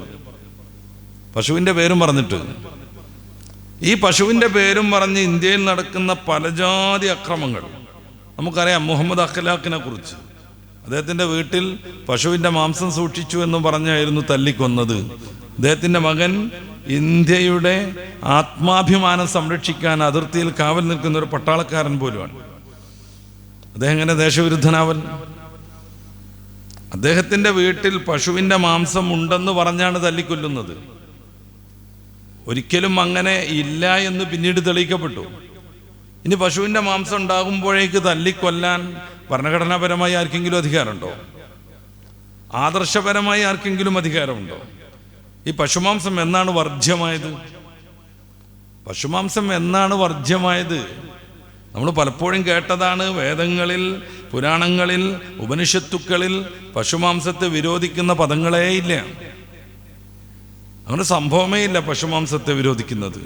എന്നല്ല, ഏറ്റവും പ്രധാനപ്പെട്ട വേദമാവുന്ന ഋഗ്വേദത്തിലെ കൂടുതൽ പരാമർശിക്കപ്പെടുന്ന ദേവതയാണ് ഇന്ദ്രൻ. 250 ശ്ലോകങ്ങളിൽ അദ്ദേഹത്തെ കുറിച്ച് പറയുന്നുണ്ട്. അദ്ദേഹത്തിന് ഇഷ്ടപ്പെട്ട ഒരു പാനീയമായിരുന്നു സോമം. അതിൻ്റെ പ്രധാന ചേരുവ പശുവിൻ്റെ മാംസമായിരുന്നു നമുക്കറിയാം. പശുക്കളെ വിരോധിക്കുന്ന ഭക്ഷണമാക്കുന്നതിന് ഒരു എതിരും ഇതിലൊന്നുമില്ല. നിരവധിയായ പുസ്തകങ്ങൾ അത് സംബന്ധമായിട്ടുണ്ട്. ഞാൻ അങ്ങോട്ട് കിടക്കല്ല. പലപ്പോഴും നമ്മൾ സൂചിപ്പിച്ചതാണ്. സന്ദർഭോചിതമായി ഞാനത് ഒന്ന് ഓർമ്മപ്പെടുത്തുന്നു എന്ന് മാത്രം. പശുവിൻ്റെ മാംസം ഏറ്റവും കൂടുതൽ ഇന്ന് ലോകാടിസ്ഥാനത്തിൽ കയറ്റുമതി ചെയ്യുന്ന ആ ഒരു രാഷ്ട്രങ്ങളുടെ കൂട്ടത്തിൽ പോലും നമ്മുടെ ഇന്ത്യയുണ്ട്. പശുവിൻ്റെ മാംസം വർജ്യമായത് എപ്പോഴാണ്? മാംസം എന്ന രീതിയിൽ പശുവിൻ്റേതും അതിൻ്റെ അപ്പുറം മറ്റ് ഭക്ഷ്യയോഗ്യമായ ഏത് മാംസത്തെയും സ്വീകരിക്കാൻ ഇന്ത്യയുടെ ഭരണഘടനയും അധികാരം നൽകുന്നു, അവകാശം നൽകുന്നു. അതുപോലെ ഞാൻ ഈ പറഞ്ഞ ഗ്രന്ഥങ്ങളൊക്കെയും അവകാശം നൽകുന്നു. പക്ഷെ അത് പറഞ്ഞ് പ്രത്യേകമായൊരു വിഭാഗത്തെ പാർശ്വവൽക്കരിക്കണം. അവിടെ ഉദ്ഹിയത്ത്, അഖീഖത്ത് പോലെയുള്ള ചടങ്ങുകളിലൊക്കെ മാംസം വരുന്നുണ്ട്. അപ്പോൾ അവരെ വൈകാരികമായി ഉത്തേജിപ്പിച്ച് എവിടെയെങ്കിലും കുറേ പ്രശ്നങ്ങൾ ഉണ്ടാക്കിയാൽ അത് വഴി കുറേ വോട്ട് നേടാം എന്ന് പല ദുഷ്ട മനുഷ്യരും ചിന്തിക്കുന്നതിൻ്റെ ഫലമാണ് ഇന്ന് ഇന്ത്യയിൽ നടക്കുന്ന വിവിധങ്ങളായ അതിക്രമങ്ങൾ. ഇങ്ങനെയൊക്കെ സംഭവിക്കുമ്പോഴും അതിനെ ഈ ടീം ഞങ്ങളിൽപ്പെട്ടവരല്ല എന്നും പറഞ്ഞിട്ട് ഒഴിവാക്കി നിർത്തേണ്ട ഒരു ദുർഗതി ആ മതങ്ങളിലെ അതത് മതങ്ങളിലെ ഒരു പണ്ഡിതനും ഒരു നേതാവിനും ഇതുവരെ ഇന്ത്യയിൽ വരുന്നില്ല. നമ്മൾ ഗൗരവത്തിൽ ആലോചിക്കേണ്ട ഒരു സംഗതിയാണ്. ഇതുവരെയും ഇപ്പോൾ പലയിടങ്ങളിൽ അഖ്ലാഖുമാരെ പോലെ തല്ലിക്കൊല്ലുന്നു, പലയിടങ്ങളിൽ ഭവനഭേദനം നടത്തുന്നു, കൊള്ളയും കൊള്ളിവെപ്പും നടത്തുന്നു. ഈ കൊള്ളയെയും കൊള്ളിവെപ്പിനെയും തള്ളിപ്പറഞ്ഞുകൊണ്ട് ഞങ്ങളുടെ മതം അങ്ങനെയല്ല എന്നിങ്ങനെ നിരന്തരമായി പറയേണ്ട ഒരു അനിവാര്യത മുസ്ലിം സൊസൈറ്റിക്കല്ലാതെ മറ്റൊരു വിഭാഗത്തിനും നമ്മൾ കാണുന്നില്ല. എന്തുകൊണ്ടായത്? മുസ്ലിം പേരുള്ള ഒരാൾ ചെയ്യുമ്പോൾ അത് ഇസ്ലാമിൻ്റെ പ്രശ്നമായിട്ട് പർവ്വതീകരിക്കപ്പെടുന്നു. നേരെ മറിച്ച് മറ്റൊരു മതക്കാരൻ, മറ്റൊരു മതത്തിൻ്റെ പേരുള്ളയാൾ എത്ര മൃഗീയമായ പ്രശ്നങ്ങൾ ഉണ്ടാക്കിയാലും അത് അദ്ദേഹത്തിൻ്റേത് മാത്രമായിട്ട് ന്യൂനവൽക്കരിക്കപ്പെടുന്നു. അത് അദ്ദേഹത്തിൻ്റെ മാത്രം വിഷയമായിട്ട് അങ്ങോട്ട് പോകുന്നു. അതൊരിക്കലും അയാൾ ഉൾക്കൊള്ളുന്ന മതത്തിലേക്കോ പ്രസ്ഥാനത്തിലേക്കോ ചേർക്കപ്പെടുന്നേയില്ല. നേരെ മറിച്ച് ഇസ്ലാമുമായി ഒരു ബന്ധമില്ലാത്ത ഒരുത്തൻ പേരുകൊണ്ടോ ജന്മം കൊണ്ടോ മാത്രം മുസ്ലിം സൊസൈറ്റിയിൽ അംഗത്വം നേടുന്നവൻ ഏതെങ്കിലും രീതിയിലുള്ളൊരു വൃത്തികേട് ചെയ്തിട്ടുണ്ടെങ്കിൽ അത് മൊത്തം മതത്തിൻ്റെ പ്രശ്നമായി തീരുന്നു. ഹബീബായ റസൂൽ സല്ലല്ലാഹു അലൈഹി വസല്ലമ തങ്ങൾ വിശുദ്ധിയുടെ സമൂഹത്തിനു മുന്നിലുള്ള വിശുദ്ധിയുടെ ഉപമയായി ജീവിച്ച മഹാത്മാവാണ്. ലോക ചരിത്രത്തിൽ അതിൽ തർക്കമൊന്നുമില്ല. പക്ഷേ ഏതെങ്കിലും ഒരു മുസ്ലിം പേരുള്ളവൻ വൃത്തികേട് ചെയ്താൽ അത് നേരെ പോയിട്ട് ഹബീബായ റസൂൽ സല്ലല്ലാഹു അലൈഹി വസല്ലമ തങ്ങളിൽ മുട്ടുന്നു, അങ്ങോട്ട് കൊണ്ടുപോകുന്നു, റസൂലിൻ്റെ കോലം വരയ്ക്കുന്നു. ഇതൊക്കെ മഹാനായ റസൂൽ സല്ലല്ലാഹു അലൈഹി വസല്ലമ തങ്ങളുടെ ദീനാണെന്ന് പ്രചരിപ്പിക്കപ്പെടുന്നു. സ്വാഭാവികമായി മുസ്ലിം പണ്ഡിതന്മാരിറങ്ങും, ഇതല്ല മതം ഇതാണ് എന്നും പറഞ്ഞിട്ട്, ഇതല്ല മതം ഇതാണ് എന്നും പറഞ്ഞിട്ട് അവർക്ക് ഇറങ്ങേണ്ടി വരും. ഇങ്ങനെയാണ് ജിഹാദ് പ്രശ്നവൽക്കരിക്കപ്പെടുന്നത്. പഴയകാലത്ത് ഇന്ത്യക്ക് എതിരെ വിവിധങ്ങളായ അയൽ നാടുകളുടെ അക്രമങ്ങളുണ്ടായിരുന്നു. അതിൽ മുസ്ലിങ്ങളുണ്ട്. മഹ്മൂദുൽ ഗസ്നി പോലെയുള്ളവർ അവർ ഇന്ത്യയെ ആക്രമിച്ചിട്ടുണ്ട്, ഇന്ത്യയിലേക്ക് കടന്നുകയറ്റം നടത്തിയിട്ടുണ്ട്, ഇവിടെ ഭരണം സ്ഥാപിച്ചിട്ടുമുണ്ട്. അന്ന് എല്ലാ നാടും അങ്ങനെയൊക്കെ തന്നെ ആയിരുന്നു. അതാണ് രസം. അന്ന് എല്ലാ ഭരണാധികാരികളുടെയും പ്രധാനപ്പെട്ട ലക്ഷ്യം അവരുടെ ഭരണം വിസ്തൃതപ്പെടുത്തുക എന്നുള്ളതാണ്. അതിന് നിരന്തരമായി അവർ പ്രയോഗിച്ച രീതിയാണ് യുദ്ധം ചെയ്യുക എന്നുള്ളത്. അത് മഹ്മൂദ് ഗസ്നി ചെയ്യുമ്പോൾ ഇസ്ലാമിൻ്റെ യുദ്ധമായിട്ട് മാറുന്നു, ഇസ്ലാം ഇന്ത്യയെ ആക്രമിക്കലായി മാറുന്നു. നേരെ മറിച്ച് വേറെ ഏതെങ്കിലും പേരുള്ള അന്യമതക്കാരാവുന്ന രാജാക്കന്മാർ അത് നിർവഹിക്കുമ്പോൾ, ശിവാജി നിർവഹിച്ചാൽ അത് അദ്ദേഹത്തിൻ്റെ രാഷ്ട്രബോധവും രാഷ്ട്രീയവും മാത്രമായിട്ട് ചിത്രീകരിക്കപ്പെടുന്നു. അപ്പോൾ ഒരാൾ തികച്ചും പ്രതിസ്ഥാനത്ത് വരികയാണ്. അന്ന് നിലവിലുള്ള ഇന്ത്യയെല്ലാം നമ്മൾ നോക്കണം. നിലവിലുള്ള ഒരു ഇന്ത്യ എന്ന് പറയുന്ന സംവിധാനം അന്നില്ലെന്ന് നമ്മൾ മനസ്സിലാക്കുകയും വേണം. ഇന്ത്യക്കൊരു ഏകരൂപം ഏകദേശം വരുന്നത് പോലും മുഗളന്മാരുടെ ഭരണത്തിലാണ്. പിന്നീട് 1947 ഇന്ത്യക്ക് സ്വാതന്ത്ര്യം കിട്ടിയതിനു ശേഷം. അപ്പോൾ യഥാർത്ഥത്തിൽ ഇന്ന് നമ്മൾ പറയുന്ന ഇന്ത്യ പോലും ഇല്ല. കുറേ നാട്ടുരാജാക്കന്മാരുടെ ഭരണകേന്ദ്രങ്ങൾ, അങ്ങിങ്ങ് ചിതറിക്കിടക്കുന്ന കുറേ ഭരണകേന്ദ്രങ്ങൾ. ഓരോ നാട്ടുരാജാവ് തൻ്റെ അയൽവാസിയെ ആക്രമിച്ച് തൻ്റെ സാമ്രാജ്യം വിശദമാക്കാനും വിശാലമാക്കാനും ശ്രമിക്കുന്നത് പോലെ മഹ്മൂദ് ഗസ്നി നടത്തിയിട്ടുണ്ട്, ഔറംഗസീബ് നടത്തിയിട്ടുണ്ടാകും, പലരും നടത്തിയിട്ടുണ്ടാകും. പക്ഷെ അവർ നടത്തുന്നത് മാത്രം ഇന്ത്യക്കെതിരെയുള്ള ഇസ്ലാമിൻ്റെ യുദ്ധമായി മാറ്റപ്പെടുന്നു. ഇസ്ലാമിക ചരിത്രത്തിൽ എങ്ങനെയാണ് ഈ രീതിയിൽ ഇവർ വിശദീകരിക്കും വിധത്തിൽ എങ്ങനെയാണ് ഇസ്ലാമിക ചരിത്രത്തിൽ യുദ്ധം ഉണ്ടാവൽ? കാരണം ഏറ്റവും കൂടുതൽ സമാധാനത്തിനും ആഹ്വാനം ചെയ്യുന്ന ദർശനമാണ് ഇസ്ലാം. അന്യനെ മാനിക്കാനും അന്യന് വേണ്ടി ജീവിക്കാനും പറഞ്ഞ ആദർശമാണ് ഇസ്ലാം. പിന്നെ എങ്ങനെ ഇവർ പറയും വിധത്തിലുള്ള ഒരു ഇസ്ലാം യുദ്ധമായി ഇതിനെ മാറ്റുക? ഒരിക്കലും അത് സാധ്യമല്ലെന്ന് ചരിത്രം പഠിച്ചവർക്കൊക്കെ അറിയാം. അതുകൊണ്ടാണ് സത്യസന്ധരാകുന്ന ചരിത്രകാരന്മാർ, ഞാൻ നേരത്തെ പറഞ്ഞ തോമസ് ആൾലേഡിനെ പോലെയുള്ളവർ, ഇസ്ലാമിൻ്റെ പ്രബോധനത്തെയും പ്രചാരണത്തെക്കുറിച്ചും വൃത്തിയായ രീതിയിൽ എഴുതി വെക്കുന്നത്. അത് പക്ഷേ സ്വീകരിക്കാൻ ഇവർക്ക് ആർക്കും മനസ്സ് വരില്ല. ഇസ്ലാമിനെ എങ്ങനെയെങ്കിലും ഭീകരമാക്കണം, തീവ്രമാക്കണം എന്നവർ വിചാരിക്കുന്നു. ഞാൻ പറഞ്ഞു, ഈ ഇന്ത്യക്കൊരു ഏകരൂപം വന്നതുപോലും മുഗളർ ഭരിച്ചതിന് ശേഷമാണ്. ഇന്ത്യൻ ചരിത്രത്തിൽ നിന്ന് 1000ഓളം വർഷം ഭരണം നടത്തി ഇന്ത്യക്കൊരു ഏകരൂപമുണ്ടാക്കി അന്ന് ലോകത്തെ ഏറ്റവും ഒന്നാം സ്ഥാനത്ത് നിൽക്കുന്ന സമ്പന്ന രാജ്യമായിരുന്നു ഇന്ത്യ. ഇന്ത്യയെ കാംക്ഷിച്ചാണ് മറ്റുള്ളവരെല്ലാം ജീവിച്ചത്. ഇന്ത്യയിൽ നിന്നുള്ള വിവിധങ്ങളായ വസ്തുക്കൾ ലോകാടിസ്ഥാനത്തിൽ കയറ്റുമതി ചെയ്യപ്പെട്ടു. ഇന്ത്യ അന്ന് ഏറ്റവും നല്ല സമ്പന്ന രാജ്യമായി. സ്വതന്ത്രാനന്തരം പോലും ഇന്ത്യക്ക് അതിൻ്റെ ഒരു 100% പുരോഗതിയിലേക്ക് എത്താൻ പറ്റിയിട്ടില്ല. ഈ ചരിത്രത്തെ മാറ്റി എങ്ങനെയാണ് ഇന്ത്യയെക്കുറിച്ച് പഠിക്കൽ? ദേശീയ വിദ്യാഭ്യാസ സിലബസിൽ നിന്ന് ഇന്നലെ പുറത്തു വന്ന വാർത്ത പോലും മുഗളന്മാരുടെ ഭരണത്തെക്കുറിച്ച് മൊത്തം കട്ട് ചെയ്തിട്ട് അന്നുണ്ടായിരുന്ന ഓരോ പ്രാദേശിക ഭരണകൂടങ്ങളെ കുറിച്ചുള്ള പാഠങ്ങൾ ഉൾക്കൊള്ളിച്ചു എന്നാണ്. ഇതെങ്ങനെയാണ് സമ്പൂർണ്ണമായ ഇന്ത്യൻ ചരിത്രാവൽ? ഇന്ത്യയിൽ മുഗളർ ഭരിച്ചു എന്നത്, മുസ്ലിങ്ങൾ ഏകദേശം 1000ഓളം വർഷം ഭരിച്ചു എന്നത് യാഥാർത്ഥ്യമായിരിക്കെ ഇതിനെക്കുറിച്ച് കാമാന്ന് പറയാതെ കണ്ണു ചിമ്മി അന്നുള്ള ഏതോ പ്രാദേശിക ഭരണകൂടങ്ങളെ ഹൈലൈറ്റ് ചെയ്ത് പഠിപ്പിക്കുമ്പോൾ എങ്ങനെയാണ് ഇന്ത്യൻ ചരിത്രത്തോട് ഇത് നീതിയാകുന്നത്? എങ്ങനെയാണ് താജ്മഹൽ 7 ലോകാത്ഭുതമായി നമ്മൾ വാഴ്ത്തുമ്പോൾ അതിൻ്റെ സ്രഷ്ടാക്കളെ നമുക്ക് അവഗണിക്കാൻ പറ്റുന്നത്? ഇപ്പോഴും രാഷ്ട്രപതിക്കും പ്രധാനമന്ത്രിക്കും പ്രസംഗിക്കാനുള്ള ചെങ്കോട്ട മുതൽ കുത്തുബ് മിനാർ മുതൽ ചാർമിനാർ അടക്കമുള്ള ഇന്ത്യയുടെ അഭിമാനമായ എല്ലാ പൈതൃക സംരംഭങ്ങളും നിർമ്മിച്ച ഏറ്റവും പുരോഗതിയിലേക്ക് ഈ രാജ്യത്തെ നടത്തിയ അവരവരുടെ സാഹചര്യം അനുസരിച്ച് കുറേ ഭരണാധികാരികളെ മതം അവർക്ക് താല്പര്യമില്ലാത്തതായി എന്നതുകൊണ്ട് മാത്രം ചരിത്രത്തിൽ നിന്ന് എങ്ങനെയാണ് മാറ്റി നിർത്തുക? പക്ഷെ സംഭവിക്കുന്നത് അതാണ്. ഇവരൊന്നും ചരിത്രത്തിൽ ആരും ഇനി വായിക്കരുത്. അവരെക്കുറിച്ചുള്ള ഒരു ചിന്ത പോലും, ഒരു ഓർമ്മ പോലും നിലനിൽക്കരുത്. എങ്ങനെയാണ് ചെങ്കോട്ടയിൽ കയറി നിന്ന് സ്വാതന്ത്ര്യത്തിൻ്റെ വാർഷികങ്ങളിലും റിപ്പബ്ലിക് ഡേയിലുമൊക്കെ പ്രധാനമന്ത്രിയും മറ്റും സംസാരിക്കുമ്പോൾ തന്നെ, ആ ചെങ്കോട്ടയുടെ പ്രതാപത്തെക്കുറിച്ച് അഭിമാനിക്കുമ്പോൾ തന്നെ അതിനു വേണ്ടി നിരവധിയായി കഠിനാധ്വാനം ചെയ്ത ഒരു വിഭാഗത്തെ മറന്നുപോകൽ? ഷാജഹാന്റെ പുത്രനെ കുറിച്ചൊക്കെ നമുക്കറിയാം, ധരാ സിംഗ്.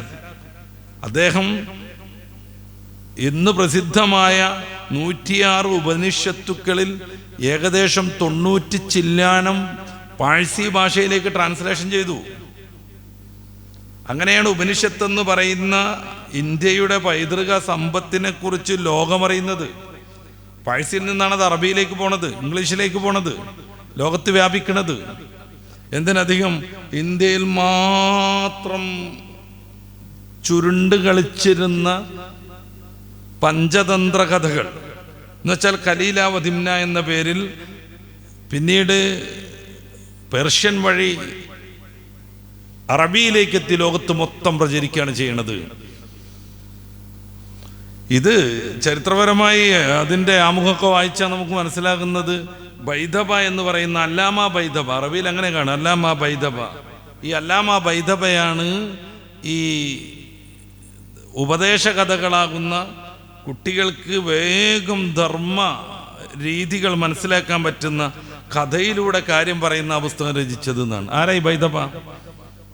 മഹാഭാരതം രചിച്ച വ്യാസമഹർഷി എന്നാണ് ഏറ്റവും പ്രധാനപ്പെട്ട അഭിപ്രായം.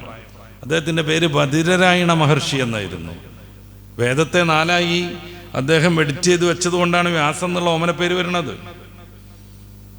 അപ്പൊ ഇദ്ദേഹം രചിച്ച മഹാഭാരതവും 18 ഉപനിഷത്തുക്കളും ഒക്കെ രചിച്ച വ്യാസൻ തന്നെയാണ് പിന്നീട് ഖലീല വദിംന എന്ന പേരിൽ ലോകത്തറിയപ്പെട്ട ഈ പഞ്ചതന്ത്രം കഥകൾ രചിച്ചത് എന്നാണ് പറയപ്പെടുന്നത്. അദ്ദേഹം ഒരു ഹൈന്ദവ പണ്ഡിതനായിരുന്നു. 18 പുരാണം രചിച്ചയാളാണ്, മഹാഭാരതം രചിച്ചയാളാണ്. അദ്ദേഹം രചിച്ച ഈ പുസ്തകം ലോകത്ത് എവിടെയും എത്തരുത് എന്നല്ല മുസ്ലിം പണ്ഡിതന്മാർ വിചാരിച്ചത്. നേരെ മറിച്ച് അവർ അത് പേർഷ്യനിലേക്ക് മാറ്റി, അവിടെ നിന്ന് അറബിയിലേക്ക് എത്തി, അറബിയിൽ നിന്ന് ലോക ഭാഷകളിലേക്കൊക്കെ എത്തി. ഇപ്പോൾ പോലും കേരളത്തിൽ 3 ഖലീലാവധി മുന്നയുടെ പരിഭാഷകൾ നമുക്ക് കാണാൻ പറ്റും. ഈ 3 വരുന്നത് അറബിയിൽ നിന്നാണ്. ഇന്ത്യൻ സംസ്കാരത്തെയും സാഹിത്യത്തെയും ജ്ഞാന സ്രോതസ്സുകളെയും ലോകത്താകെ വ്യാപിക്കാൻ കാരണക്കാരായവർ പോലും ഈ മുസ്ലിം ഭരണാധികാരികളാണ്. പിന്നെ അവരുടെ സേവനങ്ങളെ മൊത്തം തട്ടിമാറ്റിയിട്ട് എങ്ങനെയാണ് ഇന്ത്യയുടെ ചരിത്രം പഠിക്കൽ? പക്ഷേ സംഭവിച്ചുകൊണ്ടിരിക്കുന്നത് അതാണ്. മുസ്ലിം സമൂഹത്തെ പാർശ്വവൽക്കരിക്കാൻ ബോധപൂർവമോ അല്ലാതെയോയുള്ള വ്യാപകമായ ശ്രമങ്ങൾ നടക്കുന്നു. കാലങ്ങളായി പലവിധ ഭരണാധികാരികളും അതിന് കൂട്ടുനിന്നുകൊണ്ടിരിക്കുന്നു. ഇസ്ലാമിക ജിഹാദിനെ കുറിച്ചാണ് ഞാൻ പറയുന്നത്. ഇനി മറ്റു ചില കാര്യങ്ങൾ നമുക്ക് സംസാരിക്കാനുണ്ട്. കാശ്മീറുമായി ബന്ധപ്പെട്ട് 1947 ഇന്ത്യ സ്വാതന്ത്ര്യമാകുമ്പോൾ കാശ്മീരിലെ മഹാരാജാവ് ഹൈന്ദവനായിരുന്നു. അദ്ദേഹം ഇന്ത്യൻ യൂണിയനിലും കൂടാതെ പാകിസ്ഥാൻ യൂണിയനിലും കൂടാതെ സ്വതന്ത്രമായി നിൽക്കാൻ ആഗ്രഹിച്ചു. അവസാനം നമ്മൾ പലപ്പോഴും പഠിച്ചതും വായിച്ചതുമായ ആ ഒരു ചരിത്രം നമുക്കറിയാം. ഇന്ത്യൻ ദേശീയ നേതാക്കളുടെ ബുദ്ധിപൂർവമായ ഇടപെടലിൻ്റെ ഭാഗമായി ചില പ്രത്യേക അധികാരങ്ങൾ അനുവദിച്ചു കൊടുത്തുകൊണ്ട് കാശ്മീർ ഇന്ത്യൻ യൂണിയനിൽ ചേരുന്നു. കാശ്മീരിന് ചില പ്രത്യേക അധികാരങ്ങളുണ്ട്. അവർക്ക് സ്വന്തമായി പതാകയുണ്ട്. അവരുടെ നാട്ടിൽ മാത്രം നടപ്പിലാക്കാൻ പറ്റുന്ന ഭരണഘടനയുണ്ട്, അല്ലെങ്കിൽ ഒരു നിയമവ്യവസ്ഥയുണ്ട്. ഇന്ത്യൻ ആർമിക്കോ ഭരണകൂടത്തിനോ കാശ്മീരിൽ മൗലികമായി ഇടപെടൽ നടത്തണമെങ്കിൽ അവിടുത്തെ സ്റ്റേറ്റിൻ്റെ അധികാരം അല്ലെങ്കിൽ സമ്മതം കിട്ടേണ്ടതുണ്ട്. കാശ്മീരിലേക്ക് ഇത്തിരി കൂട്ടിച്ചേർക്കാനോ കാശ്മീരിൽ നിന്ന് ഇത്തിരി കുറക്കാനോ ഇന്ത്യൻ ഭരണകൂടത്തിന് അധികാരമില്ലായിരുന്നു. അപ്രകാരം കാശ്മീരിൽ ജനിച്ചവർക്കല്ലാത്ത ആർക്കും കാശ്മീരിൽ സ്വത്ത് വകകൾ വാങ്ങാനോ ഉപയോഗിക്കാനോ കഴിയില്ലായിരുന്നു. ഇങ്ങനെയുള്ള ചില പ്രത്യേകമായ അധികാരങ്ങളുടെ പേരാണ് IPC 370. ഈ സംഗതി 2019 ഇന്ത്യൻ ഗവൺമെൻറ് നീക്കം ചെയ്യുന്നു. അതിൻ്റെ അനുബന്ധ സംഗതികളെക്കുറിച്ചോ ഉദ്ദേശ ലക്ഷ്യങ്ങളെക്കുറിച്ചോ വിശദീകരിക്കൽ എൻ്റെ ഉദ്ദേശത്തിൽപ്പെട്ടതല്ല, എൻ്റെ താല്പര്യത്തിൽപ്പെട്ടതല്ല. സംഗതി പറഞ്ഞാൽ ഇന്ത്യൻ യൂണിയനിൽ അവർ ഉൾച്ചേരുന്നത് പോലും അന്നത്തെ ദേശീയ നേതാക്കൾ അവരുടെ പ്രത്യേക സാഹചര്യവും അവരുടെ പ്രത്യേകമായ ഭൂപ്രകൃതിയൊക്കെ അനുസരിച്ച് അവർക്ക് നൽകിയ ഈ ഒരു ഉറപ്പിൻ്റെ മേലിലായിരുന്നു. ഇത് കാശ്മീരിന് മാത്രം നൽകിയതല്ല, മറ്റു പല ഇന്ത്യൻ സ്റ്റേറ്റുകൾക്കും അങ്ങനെ ചില പ്രത്യേക നിയമങ്ങളുണ്ട്. മണിപ്പൂരിനുണ്ട്, മറ്റു പല സ്റ്റേറ്റുകൾക്കുണ്ട്. അപ്പോൾ അത് കാശ്മീരിന് മാത്രം എന്തോ ഒരു പ്രത്യേകത എന്നുള്ള രീതിയിൽ ചിന്തിക്കാതിരിക്കാനാണ് ഞാനത് അങ്ങനെ പറയുന്നത്. ഇത് എന്തിൻ്റെ പേരിലായാലും 2019 ഇന്ത്യൻ ഗവൺമെൻറ് നീക്കം ചെയ്തു. കാശ്മീരിനെ 3ആയി ഭാഗിച്ചു. ജമ്മുവും ലഡാക്കുമായിട്ട് തിരിച്ചു. അത് കേന്ദ്ര ഭരണത്തിൻ്റെ കീഴിൽ കൊണ്ടുവന്നു.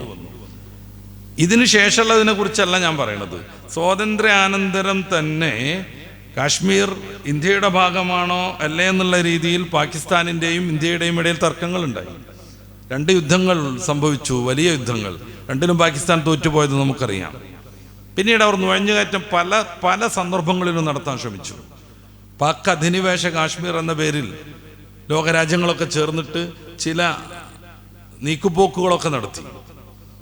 അവിടെ നിന്ന് നിരന്തരമായി കലാപങ്ങൾ സൃഷ്ടിക്കാനുള്ള ശ്രമം പാകിസ്ഥാൻ മാത്രമല്ല മറ്റ് ചില രാഷ്ട്രങ്ങളുടെ ഒത്താശയോടുകൂടെ സംഭവിച്ചു കൊണ്ടിരിക്കുന്നു. ഇന്ത്യൻ ആർമിയും ഭരണകൂടവും ഇന്ത്യയുടെ അവിഭാജ്യ ഭാഗമായ കാശ്മീരിനെ സംരക്ഷിക്കാനുള്ള ശ്രമങ്ങളും നടത്തുന്നു.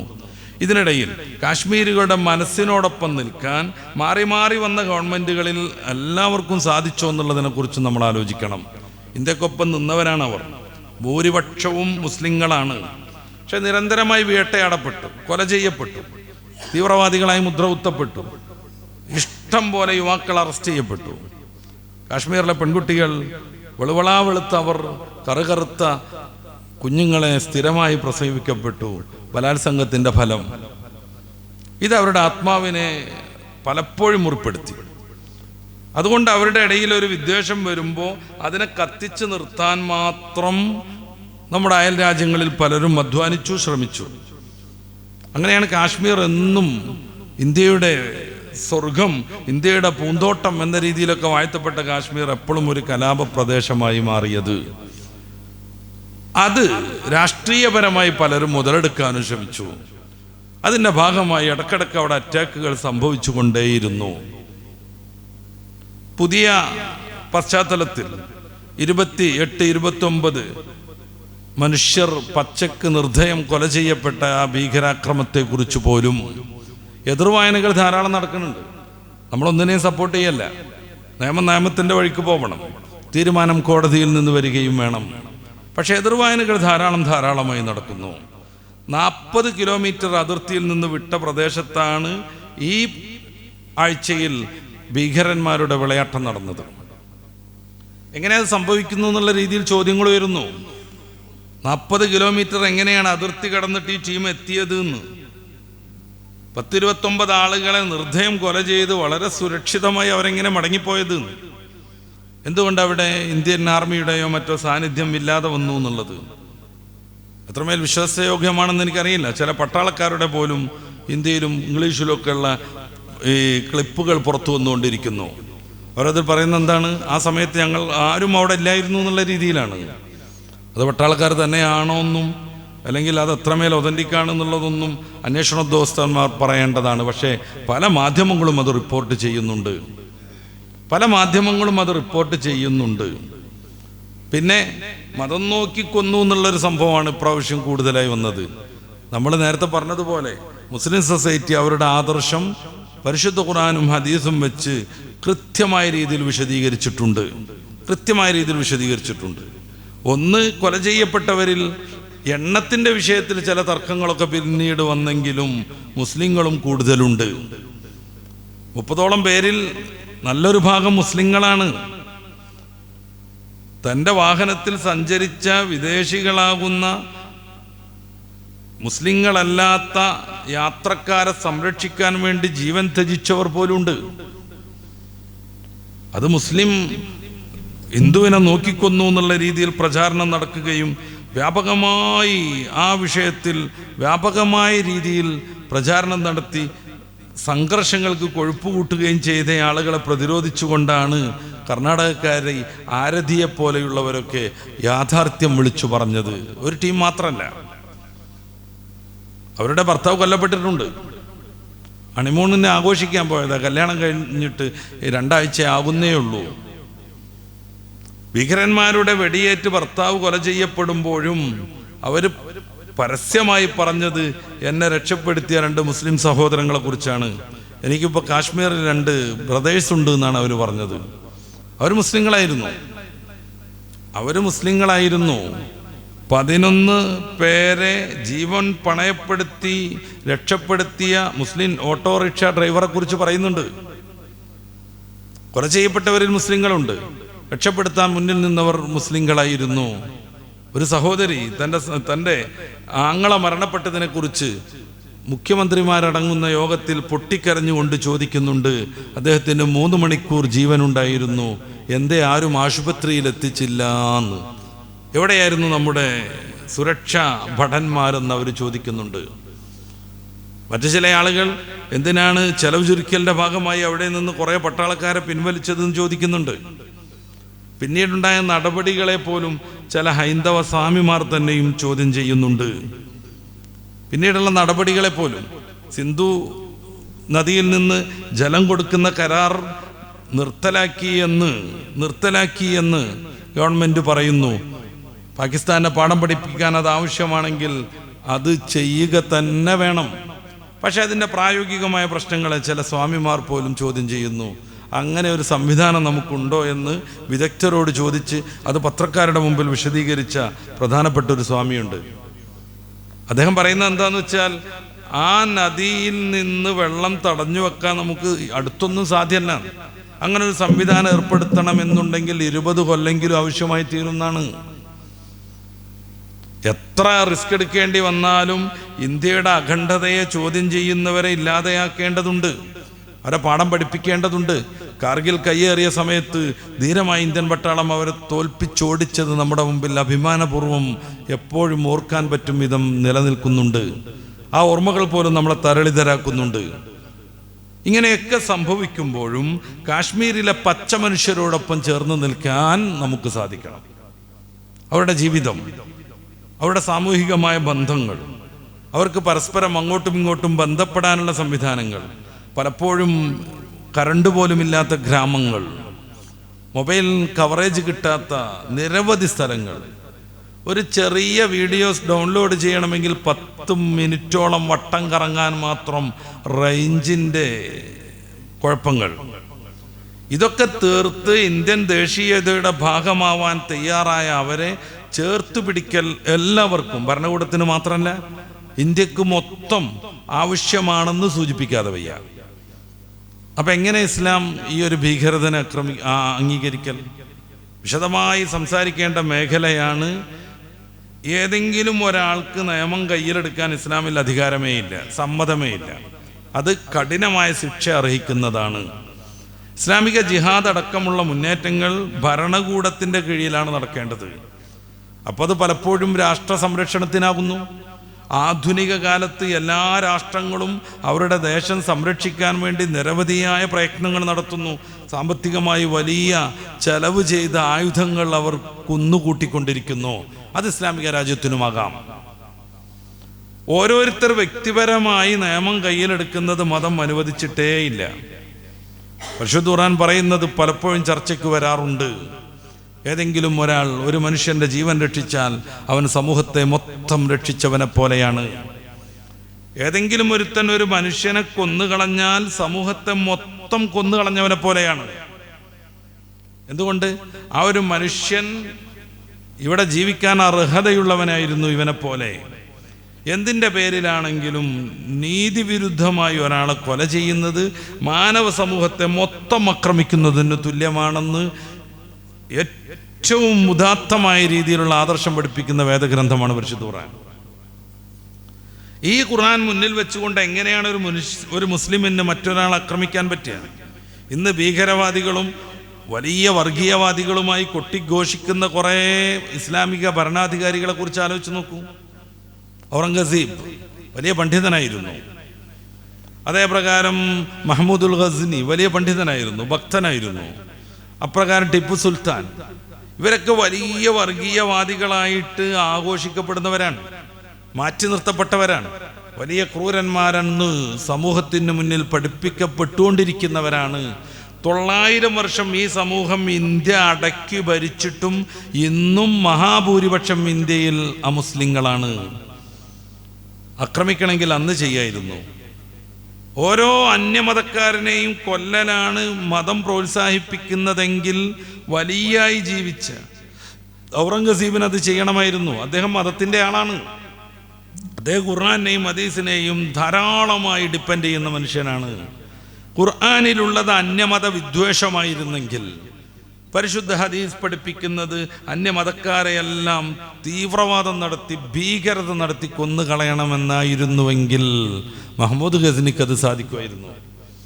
പിന്നീടുള്ള നിരവധിയായ ഇന്ത്യൻ മുസ്ലിം കൾച്ചറും ആദർശവും നെഞ്ചേറ്റിയ ഭരണാധികാരികൾക്ക് അത് സാധിക്കുമായിരുന്നു. ഇൽത്തുമിഷിനെ കുറിച്ച് നമ്മൾ കേട്ടിട്ടുണ്ട്. വലിയ മഹാൻ ഖാക്കിദ്ദഅലവി മരണപ്പെടുമ്പോൾ അദ്ദേഹം നൽകുന്ന വസിയ്യത്ത്, എൻ്റെ മയ്യത്ത് നിസ്കരിക്കേണ്ടത് 40 കൊല്ലം സുബഹി ജമാഅത്ത് മുടക്കാത്തയാളാണെന്നാണ്. മയ്യത്തിൻ്റെ എല്ലാ ചടങ്ങുകളും കഴിഞ്ഞിട്ട് മയ്യത്ത് നിസ്കരിക്കാൻ അർഹതയുള്ള ആളെ കാത്തിരുന്നു. ആർക്കും അതിന് ധൈര്യമല്ലായിരുന്നു. അവസാനം പൊട്ടിക്കരഞ്ഞുകൊണ്ട് ഇൽത്തുമിഷ് രാജാവ് വരുന്നു. അദ്ദേഹം ഇമാമത്ത് നിൽക്കുന്നു. ഞാനും എൻ്റെ റബ്ബും മാത്രമായി സൂക്ഷിച്ചൊരു സ്വകാര്യം ഇന്ന് സമൂഹം മൊത്തം അറിയേണ്ടി വന്നല്ലോ എന്നും പറഞ്ഞിട്ട് അദ്ദേഹവും ഖാക്കിദ്ദഅലവിയുടെ ശിഷ്യനായിരുന്നു, മുരീദായിരുന്നു. 40 വർഷം ഭരണത്തിൻ്റെ എല്ലാ തിരക്കുകൾക്കിടയിലും സുബഹി ജമാഅത്ത് മുടക്കാത്ത വിധം വിശുദ്ധനായി ജീവിച്ചവർ പോലും മുസ്ലിം ഭരണാധികാരികളുടെ കൂട്ടത്തിലുണ്ട്. അവർക്ക് ഖുർആനോട് എന്തൊരു താല്പര്യം കാണും? പരിശുദ്ധമായ ഹദീസിനോട് അവർക്ക് എന്തൊരു ബന്ധം കാണും? ഹദീസിലും ഖുർആനിലും അന്യമതക്കാരെ ഛേദിക്കണമെന്നായിരുന്നുവെങ്കിൽ അവരെ ഒരർത്ഥത്തിലും വെച്ചു പൊറുപ്പിക്കരുതെന്നായിരുന്നുവെങ്കിൽ ഇവരൊക്കെ ഭരിച്ച കാലത്ത് ഇന്ത്യയിൽ ഒരൊറ്റ അമുസ്ലിം ജീവിക്കാൻ പറ്റാത്ത വിധം ഇവർക്ക് കൊന്നുകളയാമായിരുന്നു. പക്ഷേ ഇപ്പോഴും ഭൂരിപക്ഷം ഹൈന്ദവർ തന്നെയാകുന്നത് എന്തുകൊണ്ടാണ്? ഇസ്ലാമിൻ്റെ ആദർശം അതല്ലാത്തത് കൊണ്ടാണ്. പലപ്പോഴും ആധുനിക കാലത്ത് യുക്തിവാദികളൊക്കെ പ്രചരിപ്പിക്കാറുണ്ട്, മുസ്ലിങ്ങൾക്ക് അധികാരവും ഭരണവും കിട്ടാത്തയിടത്താണ് സമാധാനം അവർ പറയൽ എന്ന്. ഭരണം കിട്ടിയിരുന്നു 900-ലേറെ വർഷം, അടക്കി ഭരിച്ചിരുന്നു, സർവാധിശായിത്വം നിലനിർത്തിയിരുന്നു. പക്ഷെ അന്നും മഹാഭൂരിപക്ഷം അമുസ്ലിങ്ങൾ തന്നെയാണ് ഉണ്ടായിരുന്നത്. 10-13 മന്ത്രിമാരിൽ മുഖ്യ സ്ഥാനത്തിരിക്കുന്നവരെല്ലാവരും ടിപ്പു സുൽത്താൻ്റെ മന്ത്രിസഭയിൽ ഹൈന്ദവരായിരുന്നു, പ്രധാനമന്ത്രി പൂർണ്ണയ്യടക്കം. പക്ഷെ അദ്ദേഹം വിശ്വസിച്ചതുപോലെ അദ്ദേഹത്തെ അവർ വിശ്വസിച്ചില്ല. ബ്രിട്ടീഷുകാരുടെ 30 വെള്ളിക്കാശിന് വേണ്ടി ആ മഹാപ്രതിഭയെ അവർ ഒറ്റിക്കൊടുത്തു. അത് വേറെ കാര്യം, അത് ചരിത്രത്തിൻ്റെ ഇങ്ങേത്തല. ഹൈന്ദവർ മാത്രമല്ല, മീർ സാദിഖിനെ പോലെയുള്ള അദ്ദേഹത്തിൻ്റെ പട്ടാളക്കാരിലുള്ളവരും അതിന് കൂട്ടുനിന്നു. എവിടെയാണ് മൈസൂർ കോട്ടയുടെ ദുർബല ഭാഗമെന്നും അവിടെ എങ്ങനെ അറ്റാക്ക് ചെയ്താൽ കോട്ട പിടിച്ചെടുക്കാൻ പറ്റുമെന്നും അവർ ബ്രിട്ടീഷുകാരെ പഠിപ്പിച്ചു. അദ്ദേഹം വിശ്വസിച്ചതുപോലെ പക്ഷെ അവർ തിരിച്ചു വിശ്വസിച്ചില്ല. അത് വേറെ കാര്യം. ഔറംഗസീബിന്റെ ഭരണാധികാരം നടക്കുന്ന കാലത്ത് അദ്ദേഹത്തിന്റെ സൈനിക പ്രമുഖരിൽ രജപുത്രരാകുന്ന ഹൈന്ദവരുണ്ടായിരുന്നു, മറിച്ചുണ്ടായിരുന്നു. ഔറംഗസീബിനെതിരെയൊക്കെ ധാരാളം പോരാട്ടം നടത്തിയ ശിവാജിയുടെ പട്ടാളത്തിൽ മുസ്ലിങ്ങളുണ്ടായിരുന്നു. എങ്ങനെയാണ് പിന്നെ അവരവരും പോരാട്ടം നടന്നത്? ഞാൻ നേരത്തെ പറഞ്ഞു, രാഷ്ട്രത്തിൻ്റെ വിപുലീകരണത്തിന്, ഭരണകേന്ദ്രത്തിൻ്റെ വിപുലീകരണത്തിന്. അതിൻ്റെ ഭാഗമായാണ് സമ്പത്ത് എവിടെയുണ്ടെങ്കിലും അവർ കൊണ്ടുപോയത്. പലപ്പോഴും അമ്പലങ്ങളിൽ നിന്ന് പോയിട്ടുണ്ട്. ടിപ്പു സുൽത്താൻ പല അമ്പലങ്ങൾക്കും ഗ്രാൻഡ് അനുവദിച്ചതും അതിനെ പുനരുദ്ധരിക്കാൻ വേണ്ടിയുള്ള ഫണ്ട് അനുവദിച്ചതുമൊക്കെ മൈസൂരിൻ്റെ ചരിത്രത്തിലുണ്ട്, ഔദ്യോഗിക രേഖകളിൽ തന്നെയും. പക്ഷെ പലപ്പോഴും സമ്പത്ത് അവർ കൊണ്ടുപോയിട്ടുണ്ടാകും. എന്താ സംഗതി? അത് രാഷ്ട്രത്തിൻ്റെ വിപുലീകരണത്തിനാണ്. സ്വാതന്ത്ര്യാനന്തരം പോലും നമ്മുടെ കേരളത്തിലെ പല ക്ഷേത്രങ്ങളിലെയും സമ്പത്ത് ഭരണാധികാരികൾ എടുത്തതിനെ കുറിച്ച് കേൾക്കാറുണ്ട്. അത് രാഷ്ട്രമായിട്ട് ബന്ധപ്പെട്ടതാണ്.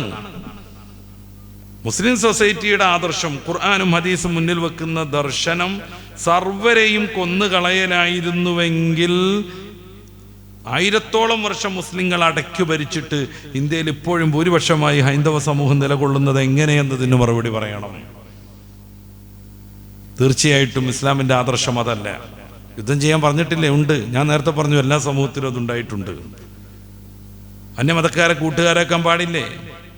ഈ ഒരു തീവ്രവാദ ആക്രമണത്തിൻ്റെ ഉടനെയായി കേരളത്തിൽ ഉടനീളം പ്രചരിപ്പിക്കപ്പെട്ട കുറേ ആയത്തുകളുണ്ട്. ഞാൻ വിസ്തരിക്കല്ല, നമ്മുടെ സമയം തീരാൻ പോകുന്നു. സൂറത്തു തോബയുടെയും സൂറത്തുൽ അംഫാലിലെയും യുദ്ധസന്ദർഭത്തിൽ കാണിക്കേണ്ട യുദ്ധരീതികളെക്കുറിച്ച് പറയുന്ന ഭാഗങ്ങൾ അടർത്തിയെടുത്ത് കേരളത്തിൽ വ്യാപകമായി ചർച്ചയാക്കി. മറ്റ് രാജ്യങ്ങളിലും അത് ചർച്ചയിൽ വന്നു. വിശുദ്ധമായ മാസം കഴിഞ്ഞാൽ ശത്രുക്കളെ എവിടെ വെച്ച് കണ്ടാലും നിങ്ങൾ കൊന്നുകളയുവീൻ. ഇതാണ് ഒരായത്ത്. ഇങ്ങനെ കുറേയുണ്ട് ഈ രീതിയിൽ. യുദ്ധത്തിൽ നിന്ന് മാറി നിൽക്കാൻ പരമാവധിക്കപ്പുറം ഇസ്ലാം പറയുന്നുണ്ട്, നിർബന്ധിപ്പിക്കുന്നുണ്ട്. യാ അയ്യുഹന്നാസ് ലാ തതമന്നൂ ലിഖാ അല്ലദു. ഇമാം ബുഖാരി തങ്ങൾ നിവേദനം ചെയ്ത ഹദീസിൽ കാണാം, യാ അയ്യുഹന്നാസ്, സമൂഹമേ, ലാ തതമന്നൂ ലിഖാ അല്ലദു, ശത്രുക്കളെ കണ്ടുമുട്ടാൻ നിങ്ങൾ ആഗ്രഹിക്കരുത്. ലാ തതമന്നൂ ലിഖാ അല്ലദു, ശത്രുക്കളെ കിട്ടണം, യുദ്ധം ചെയ്യണം എന്ന് നിങ്ങൾ ആഗ്രഹിക്കരുത്. എന്തുകൊണ്ട്? അതല്ല ഇസ്ലാം മുന്നോട്ട് വെക്കുന്ന ആദർശം. എങ്ങാനും എല്ലാവിധത്തിലുള്ള ക്ഷമയ്ക്കും ശേഷം യുദ്ധം ചെയ്യേണ്ടി വന്നാൽ, റസൂൽ സല്ലല്ലാഹു അലൈഹി വസല്ലം തങ്ങളുടെ ജീവിതം തന്നെ നോക്കൂ. ഒന്നാമത്തെ യുദ്ധം നടക്കുന്നത് ഹിജ്റ 2-ാം വർഷത്തിലാണ്. എന്ന് വെച്ചാൽ മുത്തറസൂൽ പ്രബോധനം തുടങ്ങി 15-ാം വർഷം. മുത്തറസൂൽ സല്ലല്ലാഹു അലൈഹി വസല്ലം തങ്ങൾ പ്രബോധനം തുടങ്ങിയിട്ട് 15-ാമത്തെ വർഷം. നുബുവത്തിന്റെ 13-ാം വർഷത്തിലാണ് അവിടുന്ന് ഹിജ്റ പോകുന്നത്. പിന്നെ 2 വർഷം കൂടെ കഴിഞ്ഞ് റമദാൻ 17-നാണ് ഒന്നാമത്തെ യുദ്ധം നടക്കുന്നത്. അതുവരെ ക്ഷമിച്ചു, സഹിച്ചു, എല്ലാം ത്യജിക്കേണ്ടി വന്നിട്ടും മാനവിക സൗഹൃദം നിലനിർത്താൻ അവിടുന്ന് എല്ലാം പുറത്തു. ഒടുവിൽ ഇസ്ലാമിക രാജ്യം മദീനയിൽ രൂപപ്പെട്ടു. ഇസ്ലാമിക രാഷ്ട്രത്തെ എതിർക്കാൻ വേണ്ടി വിവിധ രീതിയിലുള്ള വഞ്ചനകൾ നടത്താൻ തുടങ്ങിയപ്പോൾ വാളെടുക്കാനുള്ള സമ്മതം കിട്ടി. ഉദനല്ലദീന യുഖാത്തലൂൻ സൂറത്തുൽ ഹജ്ജിൻ്റെ 39-ാമത്തെ വാക്യം വെറുതെ ഒന്ന് ഓതിയാൽ തന്നെ മനസ്സിലാകും എന്താണ് ഇസ്ലാമിൻ്റെ യുദ്ധം എന്ന്. ഇങ്ങനെ വരുമ്പോഴും മറ്റ് സമൂഹത്തോട് നമുക്ക് ചെയ്യേണ്ട കടപ്പാടുകൾ എന്താണ്? യുദ്ധത്തിലേക്ക് എല്ലാ ക്ഷമയും കാണിച്ചും യുദ്ധം ഒഴിവാക്കാനുള്ള എല്ലാ ശ്രമം നടത്തിയിട്ടും യുദ്ധം ചെയ്യേണ്ടി വന്നാൽ പിന്നെന്ത് ചെയ്യണം? വഖ്തുലൂഹും ഹൈസു വജത്തുമൂഹും, യുദ്ധക്കളത്തിൽ ശത്രുക്കളെ കണ്ടെടുത്തു വെച്ച് നിങ്ങൾ വെട്ടണം. വേറൊരായത്താണ് അവർ ഇസ്ലാമിലേക്ക് കടന്നു വരുന്നത് വരെ ഹദീസിലുണ്ട്, വരുന്നത് വരെ നിങ്ങൾ യുദ്ധം ചെയ്യണം എന്ന്. യുദ്ധം തുടങ്ങിക്കഴിഞ്ഞാൽ യുദ്ധത്തിനൊരു അറുതി വേണമെങ്കിൽ എന്തെങ്കിലും ഒരു സിമ്പൽ വേണം. ഒരു ടീം ഞങ്ങളിതാ നിങ്ങളുടെ ആദർശങ്ങളെല്ലാം അംഗീകരിച്ചു, അതിൻ്റെ പ്രഖ്യാപനമാണ് അഷ്ഹദു അല്ലാ ഇലാഹ ഇല്ലല്ലാഹ് അഷ്ഹദു അന്ന മുഹമ്മദുർ റസൂലുള്ളാഹ്. പിന്നെ അവരോട് യുദ്ധം ചെയ്യേണ്ടതില്ല. അതിൻ്റെ തുറന്നു പറച്ചിലാണത്. തട്ടിപ്പായിട്ടത് പറഞ്ഞ് എന്ന് ബോധ്യപ്പെട്ടത് കൊണ്ട് മഹാനായ ഖാലിദ് ബിൻ വലീദ് റളിയല്ലാഹു അൻഹു ഒരാളെ യുദ്ധത്തിൽ കൊല്ലുന്നുണ്ട്, വെട്ടുന്നുണ്ട്. അതെങ്ങനെ അഷ്ഹദു അല്ലാ ഇലാഹ ഇല്ലല്ലാഹ് പറയാം? അത് വെറുതെ തട്ടിപ്പിന് പറയാണ്. ഇതുവരെ എല്ലാം കച്ചറയുണ്ടാക്കി, എല്ലാ കുഴപ്പമുണ്ടാക്കി, വല്ലാതെ മുസ്ലിങ്ങളെ ബുദ്ധിമുട്ടിച്ച് ഇപ്പോൾ നിവൃത്തികെടുത്തിയപ്പോൾ ഉറക്കം മൂപ്പർ അഷ്ഹദു അല്ലാ ഇലാഹ ഇല്ലല്ലാഹ് പറയാമെന്ന് തോന്നിയിട്ട് ഖാലിദ് ബിൻ വലീദ് റളിയല്ലാഹുവിൻ്റെ യുദ്ധത്തിൽ അദ്ദേഹത്തിന് തോന്നിയ നീതി നടപ്പാക്കുന്നുണ്ട്. ഈ കഥയറിയുന്ന റസൂലുള്ളാഹി സ്വല്ലല്ലാഹു അലൈഹി വസല്ലം ഖാലിദ് ബിൻ വലീദ് റളിയല്ലാഹുവിനോട് ചോദിക്കുന്നത്, അല്ലാ ശഖഖ്ത ഖൽബഹു യാ ഖാലിദ്, അദ്ദേഹത്തിൻ്റെ ഹൃദയം തുറന്നു നോക്കിയിരുന്നോ നിങ്ങളെന്നാണ്. അദ്ദേഹത്തിൻ്റെ ഹൃദയം തുറന്നു നോക്കിയിരുന്നോ നിങ്ങളെന്നാണ്. അദ്ദേഹം അങ്ങനെ പറഞ്ഞല്ലോ, ഇനി അവർ ഇതുവരെ ചെയ്തതുപോലെയുള്ള അനർത്ഥങ്ങൾ ഉണ്ടാക്കൂല എന്നും ന്യൂനപക്ഷമാകുന്ന അവരുടെ രാജ്യങ്ങളിലെ മുസ്ലിങ്ങളെ ആക്രമിക്കൂല എന്നും ഇതൊക്കെ അവർ പ്രഖ്യാപിച്ചതാണ് ലാ ഇലാഹ ഇല്ലല്ലാഹ് എന്ന വചനം വഴി. അദ്ദേഹം അങ്ങനെ പറഞ്ഞ സ്ഥിതിക്ക് നിങ്ങൾ അവരുടെ ഹൃദയം തുറന്നു നോക്കിയിരുന്നോന്ന് മഹാനുഭാവൻ ഖാലിദ് ബിൻ വലീദ് റളിയല്ലാഹു അൻഹുവിനോട് മുത്ത് റസൂൽ സ്വല്ലല്ലാഹു അലൈഹി വസല്ലം തങ്ങൾ ചോദിക്കുകയാണ്. ഖാലിദ് ബിൻ വലീദ് റളിയല്ലാഹു അൻഹു പറയുന്നുണ്ട്, ആ യുദ്ധത്തിൽ പങ്കെടുക്കാണ്ടായിരുന്നു എന്ന് എനിക്ക് തോന്നി, അത്രമേൽ സങ്കടം തോന്നിയിരുന്നു. ആ പരമാവധി യുദ്ധവും സംഘർഷങ്ങളും ഇല്ലാതെയാക്കലാണ് ഇസ്ലാമിൻ്റെ രീതി. എന്നിട്ടും ഇതിലേക്ക് എടുത്തെറിയപ്പെട്ടാൽ പിന്നെന്ത് ചെയ്യണം? അതാണ് സൂറത്തുൽ അംഫാലിൽ പറയണത്, അതാണ് സൂറത്ത് തൗബയിൽ പറയുന്നത്. അത് അവിടെ നിന്ന് മാത്രം അടർത്തിയെടുത്തിട്ട് കണ്ടിടത്ത് വെച്ച് കൊല്ലണം എന്നാണ് ഇസ്ലാം പറയുന്നത്. അതുകൊണ്ടാണ് കാശ്മീരിൽ ഭീകരന്മാർ വന്നത് എന്ന് പറയുന്നിടത്ത് ചരിത്രപരമായ അജ്ഞതയുണ്ട്. പരിശുദ്ധ ഇസ്ലാമിനെ കൃത്യമായി ഉൾക്കൊണ്ട മഹാപണ്ഡിതന്മാർ ഇതുവരെയും പഠിപ്പിച്ച ഇസ്ലാമിക ആദർശം മുസ്ലിങ്ങൾ പ്രയോഗവൽക്കരിക്കേണ്ട ജീവിത രീതിയോട് സംഘർഷമുണ്ട് ഈ വാദം. ഒരിക്കലും ഇത് ദീനിന്റെ ആത്മാവിനോട് നീതി പുലർത്തുന്നതല്ല. എന്തുകൊണ്ട്? പരിശുദ്ധ ഖുർആൻ സൂറത്തുൽ മുംതഹിനയുടെ 8-ാമത്തെയും 9-ാമത്തെയും വചനം ഈ സമൂഹം എല്ലാവരും പഠിക്കണം. ലാ യൻഹാകുമുല്ലാഹു അനില്ലദീന ലം യുഖാതിലൂകും ഫിദ്ദീൻ. ദീനീ കാര്യത്തിൽ നിങ്ങളോട് യുദ്ധത്തിന് വരാത്തവരോട് നിങ്ങൾ വെടിഞ്ഞു നിൽക്കണമെന്ന് അള്ളാഹു വിരോധിക്കുന്നേയില്ല. നിങ്ങൾ അവരോട് ലോക്യം കൂടരുത്, അവരുടെ സുഹൃത്തുക്കളാവരുത് എന്നതിനെ അള്ളാഹു വിരോധിക്കുന്നേയില്ല. ആയത്തിൽ പറയണത് ലാ യൻഹാകുമുല്ലാഹ്, അള്ളാഹു വിരോധിക്കുന്നില്ല അനില്ലദീന ലം യുഖാതിലൂകും ഫിദ്ദീനി, ദീനീ വിഷയത്തിൽ നിങ്ങളോട് യുദ്ധത്തിന് വരാത്തവരോട്. എന്ത് വിരോധിക്കുന്നില്ല പറയുന്നുണ്ട്. വലം യുഖ്രിജൂകും മിൻ ദിയാരിക്കും, നിങ്ങളുടെ ഭവനങ്ങളിൽ നിന്ന് നിങ്ങളെ പുറത്തിറക്കുന്നില്ല, നിങ്ങളുടെ വീടുകളിൽ നിന്ന് ആക്രമിച്ച് നിങ്ങളെ പുറത്താക്കുന്നില്ല. അത്തരം ആളുകളോടും അള്ളാഹു വിരോധിക്കുന്നില്ല. അൻ തബറൂഹും, അവർക്ക് നിങ്ങൾ ഗുണം ചെയ്തു കൊടുക്കുന്നതിനെ അള്ളാഹു വിരോധിക്കുന്നില്ല. നിങ്ങളോട് യുദ്ധത്തിന് വരുന്നില്ല, നിങ്ങളെ വീടുകളിൽ നിന്ന് അതിക്രമമായി നിങ്ങളെ പുറത്താക്കുന്നില്ല. ഇത്തരം ആളുകൾക്ക് നിങ്ങൾ ഗുണം ചെയ്തു കൊടുക്കുന്നതിന് അള്ളാഹു വിരോധിക്കുന്നേയില്ല. വതുഖ്സിതു, നിങ്ങൾ നീതി കാണിക്കണം, ഇലൈഹിം, അവരിലേക്ക്. ഇന്നല്ലാഹ യുഹിബ്ബുൽ മുഖ്സിതീൻ, നീതി കാണിക്കുന്നവരെ റബ്ബ് ഇഷ്ടപ്പെടുന്നു. 9-ാമത്തെ വചനം, ഇന്നമാ യൻഹാകുമുല്ലാഹു, കൂട്ടുകൂടരുതെന്ന്, നിങ്ങൾ സ്നേഹം നടിക്കരുതെന്ന് അള്ളാഹു ആരെയാണ് വിരോധിക്കുന്നത്? അനില്ലദീന ഖാതലൂകും ഫിദ്ദീൻ, ദീനീ കാര്യത്തിൽ നിങ്ങളോട് യുദ്ധം ചെയ്യുന്നവരോട്. വഅഖ്റജൂകും മിൻ ദിയാരിക്കും, നിങ്ങളെ നിങ്ങളുടെ വീടിൽ നിന്ന് പുറത്താക്കുകയും ചെയ്യുന്നവരോടാണ്. വലാഖറു അലാ ഇഖ്റാജിക്കും, നിങ്ങളെ പുറത്താക്കാൻ വേണ്ടി കുതന്ത്രങ്ങൾ മെനയുന്നു, തന്ത്രങ്ങൾ മെനയുന്നു, അതിനുവേണ്ടി ആദർശം പഠിച്ചുകൊണ്ടിരിക്കുന്നു, അവരോട് വിരോധിക്കുന്നു. അൻ തവല്ലൂഹും, അവരോട് നിങ്ങൾ വല്ലാതെ സൗഹൃദം നടിക്കരുത്. നിങ്ങളെ കൊല്ലുന്നവർ, യുദ്ധം ചെയ്യുന്നവർ, വീടിൽ നിന്ന് പുറത്താക്കുന്നവർ, നീതികേട് കാണിക്കാൻ വേണ്ടി കഠിനാധ്വാനം ചെയ്യുന്നവർ, ഗൂഢാലോചന നടത്തുന്നവർ, ഇവരോട് നിങ്ങൾ ലോക്യം കൂടിയിട്ടുണ്ടെങ്കിൽ രാഷ്ട്രത്തിൻ്റെ നിയമങ്ങളും രാഷ്ട്രത്തിൻ്റെ സുരക്ഷാ രീതികളും പലപ്പോഴും അവർ ചൂഷണം ചെയ്യാനും ചോരണം ചെയ്യാനും സാധ്യതയുണ്ട്. അതുകൊണ്ട് അവരോട് ലോക്യം കൂടാൻ പാടില്ല. ഉലൈക ഹുമുല്ലാലിമൂൻ, അവർ അക്രമകാരികളാണല്ലോ.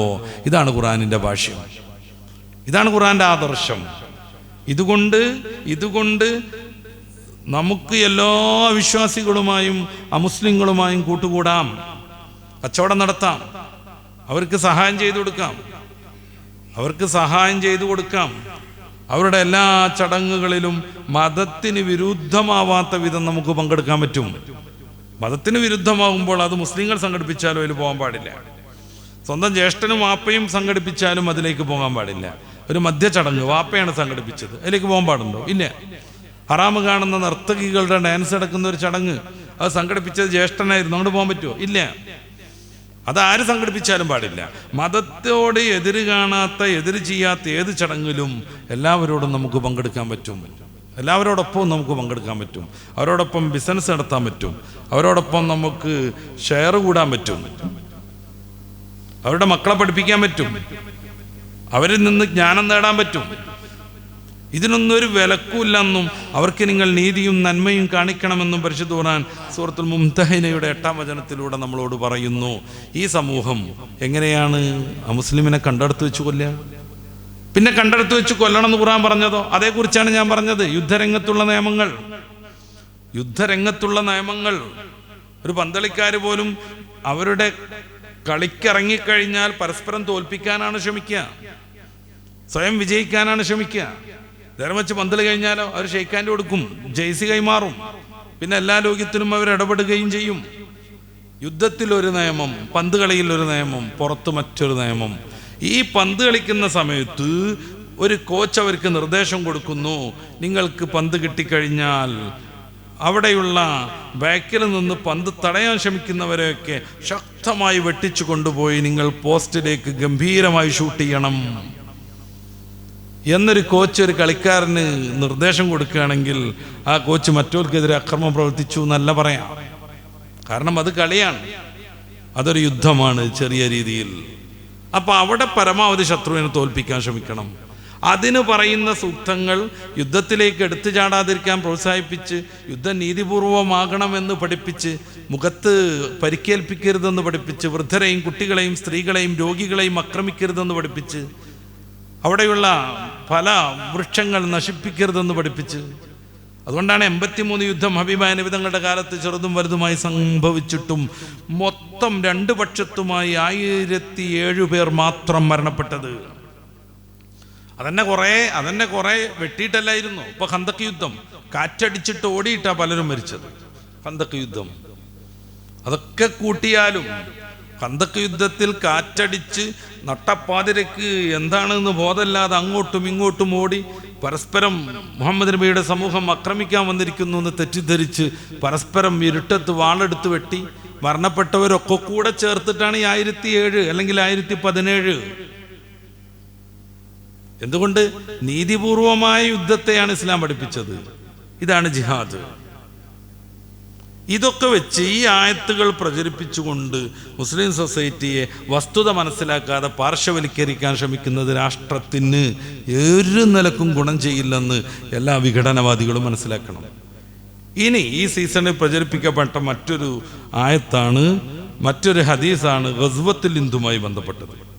അത് സത്യത്തിൽ വിസ്തരിച്ച് പറയേണ്ടതാണ്. 2 ഹദീസുകളിൽ ഇന്ത്യയോട് യുദ്ധം ചെയ്യണമെന്ന് മുഹമ്മദ് നബി പറഞ്ഞിട്ടുണ്ട്. അതുകൊണ്ടാണ് നിരന്തരമായി ഈ ജിഹാദികൾ ഇന്ത്യക്കെതിരെ പോരാട്ടം നടത്തുന്നത് എന്നാണ്. അതേക്കുറിച്ചാണ് ഈ ഗസ്വത്തുൽ ഹിന്ദ് എന്ന് പറയാം. ചുരുക്കി വളരെ ചെറിയ സമയമെടുത്ത് ഞാനത് പറയാം. അൻ സൗബാൻ മൗലാ റസൂലുള്ളാഹി സ്വല്ലല്ലാഹു അലൈഹി വസല്ലം ഖാല റസൂലുള്ളാഹി സ്വല്ലല്ലാഹു അലൈഹി വസല്ലം ഇസാബത്താനി മിൻ ഉമ്മത്തി അഹറസഹുമുല്ലാഹു മിനൻ നാർ. സൗബാൻ റളിയല്ലാഹു അൻഹു ഉദ്ധരിക്കുന്നു, റസൂലുള്ളാഹി സ്വല്ലല്ലാഹു അലൈഹി വസല്ലം തങ്ങൾ പറഞ്ഞു, എൻ്റെ സമൂഹത്തിൽ നിന്നുള്ള 2 സംഘങ്ങൾ അവരെ അള്ളാഹു നരകത്തിൽ നിന്ന് സംരക്ഷിച്ചിരിക്കുന്നു. ഏതാ ഒന്നാമത്തെ സംഘം? ഇസാബത്തുൻ തഹ്സുൽ ഹിന്ദ്, ഇന്ത്യയോട് യുദ്ധം ചെയ്യുന്ന ഒരു സംഘം. വൈസാബത്തുൻ തൊക്കൂനുമായ ഈസബിന് മറിയം അലൈഹിമുസ്സലാം, ഈസാ നബി അവതരിക്കുമ്പോൾ അന്ത്യഘട്ടത്തിൽ അദ്ദേഹത്തിനോട് സഹായം ചെയ്ത് അദ്ദേഹത്തോടൊപ്പമുള്ളൊരു സംഘം. ഈ രണ്ട് സംഘത്തെയും അള്ളാഹു നരകത്തിൽ നിന്ന് രക്ഷപ്പെടുത്തിയിരിക്കുന്നു, സംരക്ഷിച്ചിരിക്കുന്നു. ഇതാണ് ഒരു ഹദീസ്. രണ്ടാമതായി ഈ സംബന്ധമായ ഒരു ഹദീസ് അബൂ ഹുറൈറ റളിയല്ലാഹു അൻഹു ഖാൽ വഅദനാ റസൂലുള്ളാഹി സ്വല്ലല്ലാഹു അലൈഹി വസല്ലം ഗസ്വത്തുൽ ഹിന്ദ്, അള്ളാഹുവിൻ്റെ റസൂൽ ഞങ്ങൾക്ക് ഇന്ത്യയോട് ഉള്ള യുദ്ധം വാഗ്ദാനം ചെയ്തു.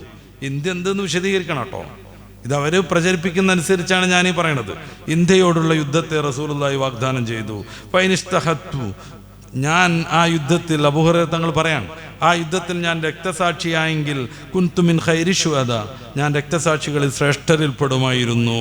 വ ഇൻ റജഅതു, ആ യുദ്ധത്തിൽ നിന്ന് സുരക്ഷിതമായി രക്തസാക്ഷിയാവാതെ ഞാൻ മടങ്ങിയെന്ന് വെക്കുക.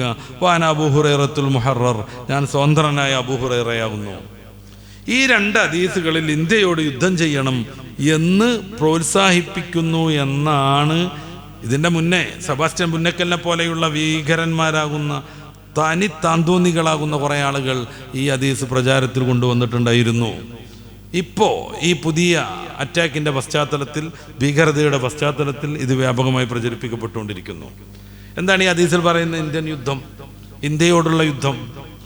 നമ്മൾ മനസ്സിലാക്കേണ്ട കുറേ വസ്തുതകളുണ്ട്. ഒന്നാമതായി രണ്ടാമത് പറഞ്ഞ ഈ അബൂ ഹുറൈറ റളിയല്ലാഹു അൻഹുവിൻ്റെ ഹദീസിൻ്റെ നിവേദന രീതി അനുസരിച്ച്, ആ നിവേദന ജ്ഞാനം അനുസരിച്ച് തീരെ സ്വീകാര്യമല്ലാത്ത അതിദുർബലമായൊരു ഹദീസാണ്. അതുകൊണ്ട് അതേക്കുറിച്ച് നമുക്ക് കൂടുതൽ പറയണം എന്നില്ല, കാരണം അത് പ്രമാണബദ്ധമല്ല.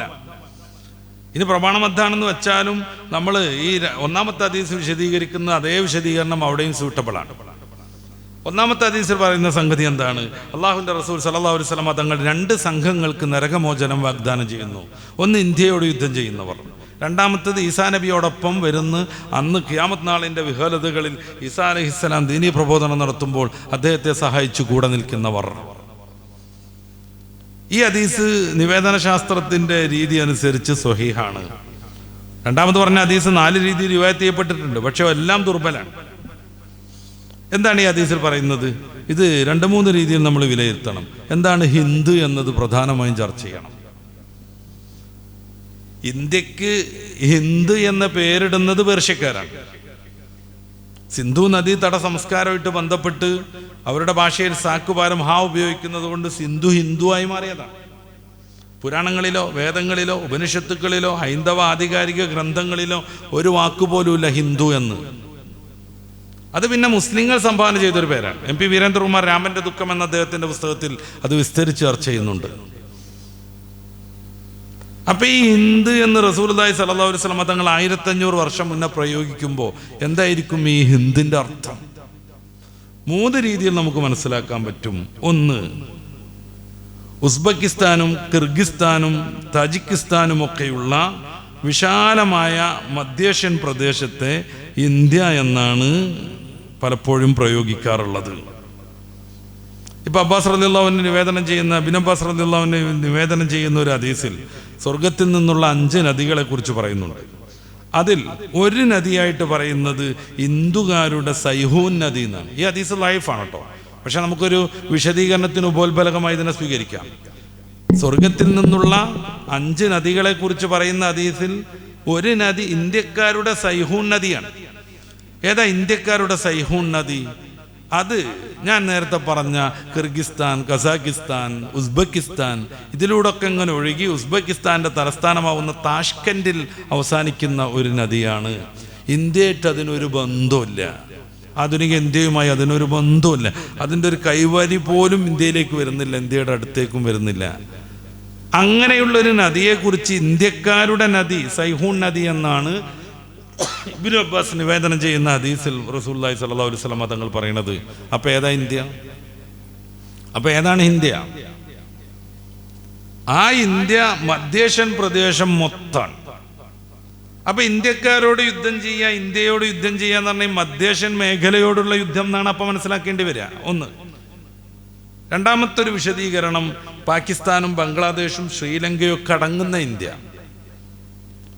സ്വാതന്ത്ര്യാനന്തരമാണ് പാകിസ്ഥാൻ ഇന്ത്യയിൽ നിന്ന് വേറിട്ട് പോണത്. പിന്നെ ഇന്ദിരാഗാന്ധി ഭരിക്കുന്ന കാലത്താണ് ബംഗ്ലാദേശ് പാകിസ്ഥാനിൽ നിന്ന് വേറിട്ട് പോണത്. ശ്രീലങ്ക പണ്ട് ഇന്ത്യയുടെ ഭാഗമായിരുന്നു. മഹാനായ ആദം നബി അലൈഹി സ്വലാത്തു വസ്സലാം ഇന്ത്യയിലാണ് ഇറങ്ങിയത്. എവിടെ? ശ്രീലങ്കയിലെ സിലോണിലെ ആദം മലയിൽ. അവിടുന്ന് ഇന്ത്യയിൽ നിന്ന് 40 വർഷം ഹജ്ജിന് പോയി എന്ന് ചരിത്രത്തിലുണ്ട്. എവിടുന്ന്? ശ്രീലങ്കയിൽ നിന്ന്, സിലോണിൽ നിന്ന്. അപ്പം ആ ശ്രീലങ്കയും ബംഗ്ലാദേശും പാകിസ്ഥാനും അടങ്ങുന്ന പ്രദേശമാണ് അന്ന് ഇന്ത്യ. അപ്പം ഇന്ത്യയോട് യുദ്ധം ചെയ്യണം എന്ന് പറഞ്ഞാൽ പാകിസ്ഥാനോടും ബംഗ്ലാദേശിനോടും ശ്രീലങ്കയോടും അടക്കം യുദ്ധം ചെയ്യാന്ന് അതിൻ്റെ അർത്ഥം. അപ്പം കാശ്മീരി ഭീകരന്മാർ വന്നിട്ട് ഈ ഹദീസ് പ്രചോദിതരായിട്ട് ഇന്നത്തെ ഇന്ത്യയോട് യുദ്ധം ചെയ്യാൻ പറ്റൂല. അവർ പാകിസ്ഥാനോട് യുദ്ധം ചെയ്യണതും അവർ ബംഗ്ലാദേശിനോട് യുദ്ധം ചെയ്യുന്നതും ഒക്കെ ഈ വിശദീകരണ പ്രകാരം ഇന്ത്യയോടുള്ള യുദ്ധം ചെയ്യൽ തന്നെയായി മാറും. അതിലേറെ ഏറ്റവും പ്രാധാന്യത്തോടുകൂടെ റസൂലുള്ളാഹി സ്വല്ലല്ലാഹു അലൈഹി വസല്ലമ തങ്ങളുടെ കാലത്ത് ഹിന്ദ് എന്ന് പ്രയോഗിച്ചിരുന്നത് ഇന്നത്തെ ഇറാനിൻ്റെ ഭാഗമായിട്ടുള്ള ബസ്വറ പ്രദേശമാണ്. ഇമാം തൊബ്രാനിയുടെ മുഅ്ജം 8ാമത്തെ വാള്യം 227-ലും അൽ ഹൈസമിയുടെ മജ്മൂ സവായിദിന്റെ 7ാം വാള്യം 310-ലും തൊബ്രാനിയുടെ 4ാം വാള്യം 116-ലും അഹ്മദ് റളിയല്ലാഹു അൻഹു നിവേദനം ചെയ്യുന്ന 16860 ഹദീസിലും ഇറാഖിലെ ബസ്രയെ കുറിച്ച് ഹിന്ദ് എന്ന് പ്രയോഗിക്കുന്നുണ്ട്. ഹദീസിൽ പറയുന്ന എല്ലാ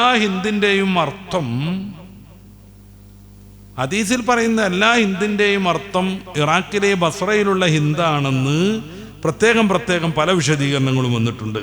മഹാനായ ഖാലിദ് റളിയല്ലാഹു അൻഹു പറയുന്നുണ്ട്, ഹിന്ദിലേക്ക് പോകാൻ എനിക്ക് എഴുതി ഉമർ റളിയല്ലാഹു അൻഹു. അന്ന് ഞങ്ങൾ ഹിന്ദു കൊണ്ട് ഉദ്ദേശിച്ചിരുന്നത് ബസ്രയായിരുന്നു. തൊബ്രാനിയുടെ ഒരു റിവായത്താണ് ഇങ്ങനെ. അന്ന് ഞങ്ങൾ ഹിന്ദു കൊണ്ട് ഉദ്ദേശിച്ചിരുന്നത് ബസ്രയായിരുന്നു. അങ്ങനെ വരുമ്പോൾ സയ്യിദ്ന ഉമർ റളിയല്ലാഹു അൻഹുവിൻ്റെ കാലത്ത് ഇറാഖ് മോചിക്കപ്പെടുന്നുണ്ട്. ആ ഒരു സംഘത്തെക്കുറിച്ചാണ് ഇസാബത്താനി ഇന്ത്യനോട് യുദ്ധം ചെയ്യുന്ന സംഘം എന്ന് പറഞ്ഞത് എന്നാണ് ഹദീസും അതിൻ്റെ വിശദീകരണങ്ങളും അന്നുള്ള ഭൂമിശാസ്ത്രത്തെക്കുറിച്ച് പറയുന്ന ഗ്രന്ഥങ്ങളും പരിശോധിച്ചാൽ കൃത്യമായി ബോധ്യപ്പെടുക. അപ്പം ഇസാബത്താനി 2 സംഘങ്ങളെന്നാണ് പറഞ്ഞത്. അതിലൊരു സംഘം ഉമർ റളിയല്ലാഹു അൻഹുവിൻ്റെ കാലത്ത് ഇറാനും ഇറാഖുമായുള്ള യുദ്ധത്തിൽ പങ്കെടുത്തു, ബസ്രയുമായി ബന്ധപ്പെട്ടുള്ള യുദ്ധത്തിൽ പങ്കെടുത്തു. ഖാലിദ് ഇബ്നു വലീദ് റളിയല്ലാഹു അൻഹു പറയാണ്, ഞങ്ങളുടെ നായകൻ എനിക്ക് നിർദ്ദേശം തന്നു ബസ്രയിലേക്ക് പോവാൻ, അന്ന് ഹിന്ദിലേക്ക് പോവാൻ. അന്ന് ഹിന്ദു കൊണ്ട് ഞങ്ങൾ ഉദ്ദേശിക്കുന്നത് ബസ്രയായിരുന്നു എന്ന് ഖാലിദ് റളിയല്ലാഹു അൻഹു പറയുന്നു. ഞാൻ നേരത്തെ പറഞ്ഞ ഗ്രന്ഥങ്ങളിലെല്ലാം ഉദാഹരണമായിട്ട് തൊബ്രാനിയുടെ മുഅ്ജമിൻ്റെ 8ാം വാള്യം 227-ാമത്തെ പേജിൽ ഇത് അങ്ങനെ തന്നെ വിശദീകരിക്കുന്നു. ഇങ്ങനെ വരുമ്പോൾ ഇന്ത്യയോട് യുദ്ധം ചെയ്യുന്നൊരു സംഘം, ഇന്ത്യയോടല്ല ഹിന്ദിനോട് യുദ്ധം ചെയ്യുന്നൊരു സംഘം, അവരെ നരകത്തിൽ നിന്ന് അള്ളാഹു സംരക്ഷിക്കും എന്ന് പറഞ്ഞാൽ ഉമർ റളിയല്ലാഹു അൻഹുവിൻ്റെ കാലത്ത് ബസ്രയോട് യുദ്ധം ചെയ്ത സമൂഹത്തെക്കുറിച്ചാണ്. അതൊരു ടീമിന് മാത്രമുള്ള ഓഫറാണ്. അതോടുകൂടെ അവരുടെ ആ ഒരു ദൗത്യം പൂർത്തിയാകുന്നതോടുകൂടെ അതങ്ങനെ അവസാനിപ്പിക്കുന്നു. ഇതൊരു തുടർ ശൃംഖലയല്ല, 2 സംഘങ്ങളെയാണ് പറയുന്നത്. പിന്നെ അവസാനം വരുന്നൊരു സംഘം ഈസാ നബി അലൈഹി സ്വലാത്തു വസ്സലാമിൻ്റെ കാലം. അന്ന് ലോകത്താകെ അധർമ്മം വിളയാടും. അസമയത്ത് സത്യത്തിന് വേണ്ടി നിലകൊള്ളുന്നവർ ഇന്ത്യയിലുണ്ടാകും, പല രാജ്യങ്ങളിലുണ്ടാകും. നമ്മൾ നേരത്തെ പറഞ്ഞ 3 സാധ്യതയും അവിടെയും ഹിന്ദുനുണ്ട്. ഹിന്ദു എന്ന പ്രയോഗത്തിന് 3 സാധ്യതയുണ്ട്. ആ ഏത് സാധ്യത വെച്ചാലും ലോകത്തെല്ലായിടത്തും അധർമ്മം വരും. ഈ അധർമ്മങ്ങൾ വരുമ്പോൾ അതിനെ ഇല്ലായ്മ ചെയ്യാൻ വേണ്ടി ചെറു സംഘങ്ങളും വലിയ സംഘങ്ങളുമായി കുറേ ആളുകൾ പ്രവർത്തിക്കും. അവർക്ക് നായകനായി ഈസബിന് മറിയം അലൈഹിസ്സലാം കടന്നു വരും. അപ്പം ഈസാ നബിയോടൊപ്പം ധർമ്മത്തിന് വേണ്ടി നിലകൊള്ളുന്നവരാണ്. അന്ന് ലോകത്തും മൊത്തം അധർമ്മം വിരാജിക്കുമ്പോൾ അതിനെ നന്മയിലേക്ക് കൊണ്ടുവരാൻ വേണ്ടിയാണ് ഈ സംഘം പോരാടുന്നത്. അത് പ്രോത്സാഹിപ്പിക്കേണ്ടതാണ്, അല്ലാതെ ഇന്ത്യ രാജ്യത്തോടുള്ള പോരാട്ടമല്ല അത്. ഇങ്ങനെ അവസാനമാകുമ്പോഴത്തേന് ആകെ പ്രശ്നങ്ങളുണ്ടാവുന്നു. അവരെ ആ സമയത്ത് ധർമ്മം പാലിക്കാൻ വേണ്ടി ഓരോ മഹാന്മാർ വരുമെന്നും എല്ലാ ആദർശങ്ങളും പറയുന്നതാണ്. അന്തിക്രിസ്തു വരും. ദജ്ജാലിനെ കുറിച്ച് ബൈബിളിലും അല്ലെങ്കിൽ ക്രൈസ്തവ ഗ്രന്ഥങ്ങളിലും അങ്ങനെ പറയണത്, അന്തിക്രിസ്തു വരും, ലോകത്താകെയും അധർമ്മം വരും. ആ സമയത്ത് യേശുവിൻ്റെ 2ാം തിരുവരവുണ്ടാകും. മുസ്ലിം സൊസൈറ്റി അത് അങ്ങനെ തന്നെ വിശ്വസിക്കുന്നു. ചെറിയൊരു വ്യത്യാസമുള്ളത്, ഈസാ നബി അലൈഹി സ്വലാത്തു വസ്സലാം മരിക്കാതെ ഈ ഒരു ധർമ്മ നിർവഹണത്തിന് വേണ്ടി കാത്തിരിക്കുന്നു എന്നാണ് ഇസ്ലാം പറയണത്. ഈസാ നബി അലൈഹി സ്വലാത്തു വസ്സലാം 3 ദിവസം കുരിശിൽ തറച്ച കാരണത്താൽ മരണപ്പെട്ടു എന്നും പിന്നീട് ഉയർത്തെഴുന്നേറ്റു പിന്നെ വരുന്നാണ് ക്രൈസ്തവർ പറയുന്നത്. അതിൻ്റെ നീതിയെക്കുറിച്ചൊന്നും ഞാനിപ്പോൾ സംസാരിക്കണില്ല. 3 ദിവസം മരണപ്പെട്ടിട്ട് അങ്ങനെ കിടക്കുക, പിന്നെ സ്വന്തം എണീക്കാൻ പറ്റും? മരിച്ച ഒരാൾക്ക് സ്വന്തം എണീക്കാൻ പറ്റുമോ? പിന്നെ ആരാ എണീപ്പിച്ചത്? അവനാണ് ദൈവം എന്ന് വിശ്വസിക്കലല്ലേ കരണീയം. അതേക്കുറിച്ചൊന്നും ഞാൻ തൽക്കാലം പറയുന്നില്ല. ആ ഈസാ നബിയോടൊപ്പം വരുന്ന സംഘം വന്ന് ധർമ്മം സ്ഥാപിക്കുമെന്ന് അവർ ദർശനം ചെയ്യുന്നു. ഹൈന്ദവ പുരാണം അനുസരിച്ചോ അല്ലെങ്കിൽ ഹൈന്ദവ ഗ്രന്ഥങ്ങൾ അനുസരിച്ചോ ലോകമാകെ അധർമ്മം നിറയും. ആ സമയത്ത് അവസാന അവതാരമായി കൽക്കി വരും. കൽക്കി വരുന്നത് കലികാലത്താണ്. കലികാലം എന്ന് പറഞ്ഞു കഴിഞ്ഞാൽ എല്ലായിടത്തും അധർമ്മം. ഈ അവതാരങ്ങൾ വരുന്നത് തന്നെ അതിനാണല്ലോ. കിമർത്ഥം, എന്തായതിനു വേണ്ടിയാണ് അവതാരങ്ങൾ വരുന്നത്? ധർമ്മ സംസ്ഥാപനാർത്ഥം. ഗീതയുടെ 4-ാം അധ്യായത്തിന്റെ 6-7 ശ്ലോകങ്ങൾ അതാണ്. എവിടെ അധർമ്മം വരുന്നോ അപ്പൊ ധർമ്മം സ്ഥാപിക്കാൻ വേണ്ടി വരും എന്നാണ് പറയുന്നത് വിഷ്ണുവിന്റെ അവതാരങ്ങൾ. അതിൽ അവസാനത്തെ അവതാരമാണ് കൽക്കി. ഈ കൽക്കി ലോകത്താകെ അധർമ്മം സംഭവിക്കുന്ന അവസാന കാലത്തിൽ കടന്നു വരും എന്നാണ്. അങ്ങനെ വരുമ്പോൾ ഇന്ത്യയിലും അങ്ങനത്തെ ചില മുന്നേറ്റങ്ങളെ കുറിച്ച് എല്ലാ ഗ്രന്ഥങ്ങളും പറയുന്നുണ്ട്. ആ ഭാഗമായി ഉണ്ടാകുന്ന ഈസാ നബിയോടൊപ്പമുള്ള സംഘത്തെക്കുറിച്ചാണ് ഈ പറയുന്നത്. അവർ ഇന്ത്യയിൽ മാത്രമൊന്നുമല്ല, അവരെല്ലായിടത്തും ഉണ്ട്. ഈ ഹദീസിലും അവർ ഇന്ത്യയിൽ പരിമിതപ്പെടുത്തുന്നില്ല. ചുരുക്കത്തിൽ ഗസ്വത്തുൽ ഹിന്ദുമായി ബന്ധപ്പെട്ട ഈ ഹദീസ്, രണ്ട് ഹദീസാണ് ആ വിഷയത്തിലുള്ളത്. ഒന്ന് വളരെ ദുർബലമാണ്, അതേക്കുറിച്ച് പരാമർശിക്കാൻ പോലും യോഗ്യമല്ലാത്ത വിധം ദുർബലമാണ്. സൗബാൻ റളിയല്ലാഹു അൻഹു നിവേദനം ചെയ്യുന്ന ഹദീസ് സ്വഹീഹാണ്. അതിൽ പറയുന്ന ഇന്ത്യയോടുള്ള യുദ്ധം എന്താണ് എന്നതിനെ കുറിച്ച് കൃത്യമായി നിർവചിക്കേണ്ടതുണ്ട്. അത് ഉമർ റളിയല്ലാഹു അൻഹുവിന്റെ കാലത്ത് ബസ്രയിൽ നടന്ന യുദ്ധത്തോടുകൂടെ ആ സംഘത്തിന് നബി പറഞ്ഞ വാഗ്ദാനം പ്രതിഫലം ലഭിച്ചുവെന്നും അതൊരു തുടർ പ്രക്രിയയല്ല, 2 സംഘത്തെ മാത്രം മുന്നിൽ വെച്ചാണെന്നും ഇസ്ലാമിക ചരിത്ര പണ്ഡിതന്മാർ പറയുന്നു. അന്നത്തെ രാഷ്ട്രങ്ങളുടെ ഭൂപടം പരിശോധിച്ചാലും നമുക്കത് മനസ്സിലാകുന്നു. മറ്റേതിന് വലിയ പരിമിതിയുണ്ട്. മധ്യേഷ്യ മൊത്തമുള്ള ഇന്ത്യ, അതിനോട് ആരാ അങ്ങനെ യുദ്ധം ചെയ്തത്? അല്ലെങ്കിൽ പാകിസ്ഥാനും ബംഗ്ലാദേശും ഒക്കെ അടങ്ങുന്ന ഇന്ത്യ. അപ്പോൾ പാകിസ്ഥാനോട് യുദ്ധം ചെയ്യലും ഇന്ത്യയോട് യുദ്ധം ചെയ്യലും സമാണ്. ഇന്ത്യ എന്ന് പറയുന്ന 1947 ശേഷമുള്ള രാഷ്ട്രസങ്കല്പമല്ല ആ ഹദീസിൽ പരാമർശിക്കുന്നത്. പക്ഷേ കുളം കലക്കാനും അതിക്രമങ്ങൾ ഉണ്ടാക്കാനും കലാപുണ്ടാക്കാനും ഞാൻ നേരത്തെ പറഞ്ഞ സെബാസ്റ്റ്യൻ പുന്നക്കലിനെ പോലെയുള്ളവർ ഇത് വ്യാപകമായി പ്രചരിപ്പിക്കുന്നു. അത് ഏറ്റെടുത്തുകൊണ്ട് കുറേ നിർദോഷികൾ എന്ന് പറയുന്നവരും പ്രചരിപ്പിച്ചുകൊണ്ടിരിക്കുന്നു. ഇതിൽ നിന്ന് രാഷ്ട്രീയ ലാഭം കൊയ്യാനാണ് പലരും ശ്രമിക്കുന്നത്. മതത്തിൻ്റെ പാട്ടിലും വിടണം, ഇന്ത്യൻ ചരിത്രത്തെ അതിൻ്റെതായ രീതിക്ക് വിടണം, രാഷ്ട്രീയത്തെ രാഷ്ട്രീയമായി കാണണം. അല്ലെങ്കിൽ ഈ നാടിൻ്റെ സുഭഗമായ മുന്നോട്ടുള്ള ഗമനത്തിന് തടസ്സമാകുമെന്ന് മതത്തിൻ്റെ ആളുകളും രാഷ്ട്രീയത്തിൻ്റെ ആളുകളും ഭരണാധികാരികളുമൊക്കെ വ്യക്തമായും ആത്മാർത്ഥമായും മനസ്സിലാക്കുകയും വേണം. നമ്മുടെ രാജ്യത്തിൻ്റെ അഖണ്ഡതയെ അള്ളാഹു സംരക്ഷിക്കുമാറാവട്ടെ. എന്നുമെന്നും ഐക്യത്തോടെയും സ്നേഹത്തോടെയും നിലകൊള്ളാൻ അള്ളാഹു ഓരോ ഇന്ത്യക്കാരനും തൗഫീഖ് നൽകുമാറാവട്ടെ. ഐക്യവും സ്നേഹവുമാണ് പ്രധാനമെന്ന്, അസ്സുൽഹു ഖൈറുൻ, സമാധാനമാണ് ഏറ്റവും നല്ലത് എന്ന് പ്രഖ്യാപിച്ച പരിശുദ്ധമായ ഖുർആൻ നേരാവണ്ണം പഠിക്കാനും ഉൾക്കൊള്ളാനും തെറ്റിദ്ധരിപ്പിക്കാനുള്ള എല്ലാ ശ്രമങ്ങളിൽ നിന്ന് മാറി നിൽക്കാനും പടച്ച റബ്ബ് എല്ലാവർക്കും തൗഫീഖ് നൽകുമാറാവട്ടെ. റബ്ബനാ ആതിനാ ഫിദ്ദുനിയ ഹസന വഫിൽ ആഖിറതി ഹസനത വഖിനാ അദാബന്നാർ. ആമീൻ ബിറഹ്മതിക യാ അർഹമർ റഹീമീൻ. അസ്സലാമു അലൈക്കും വറഹ്മത്തുള്ളാഹി വബറകാതുഹു.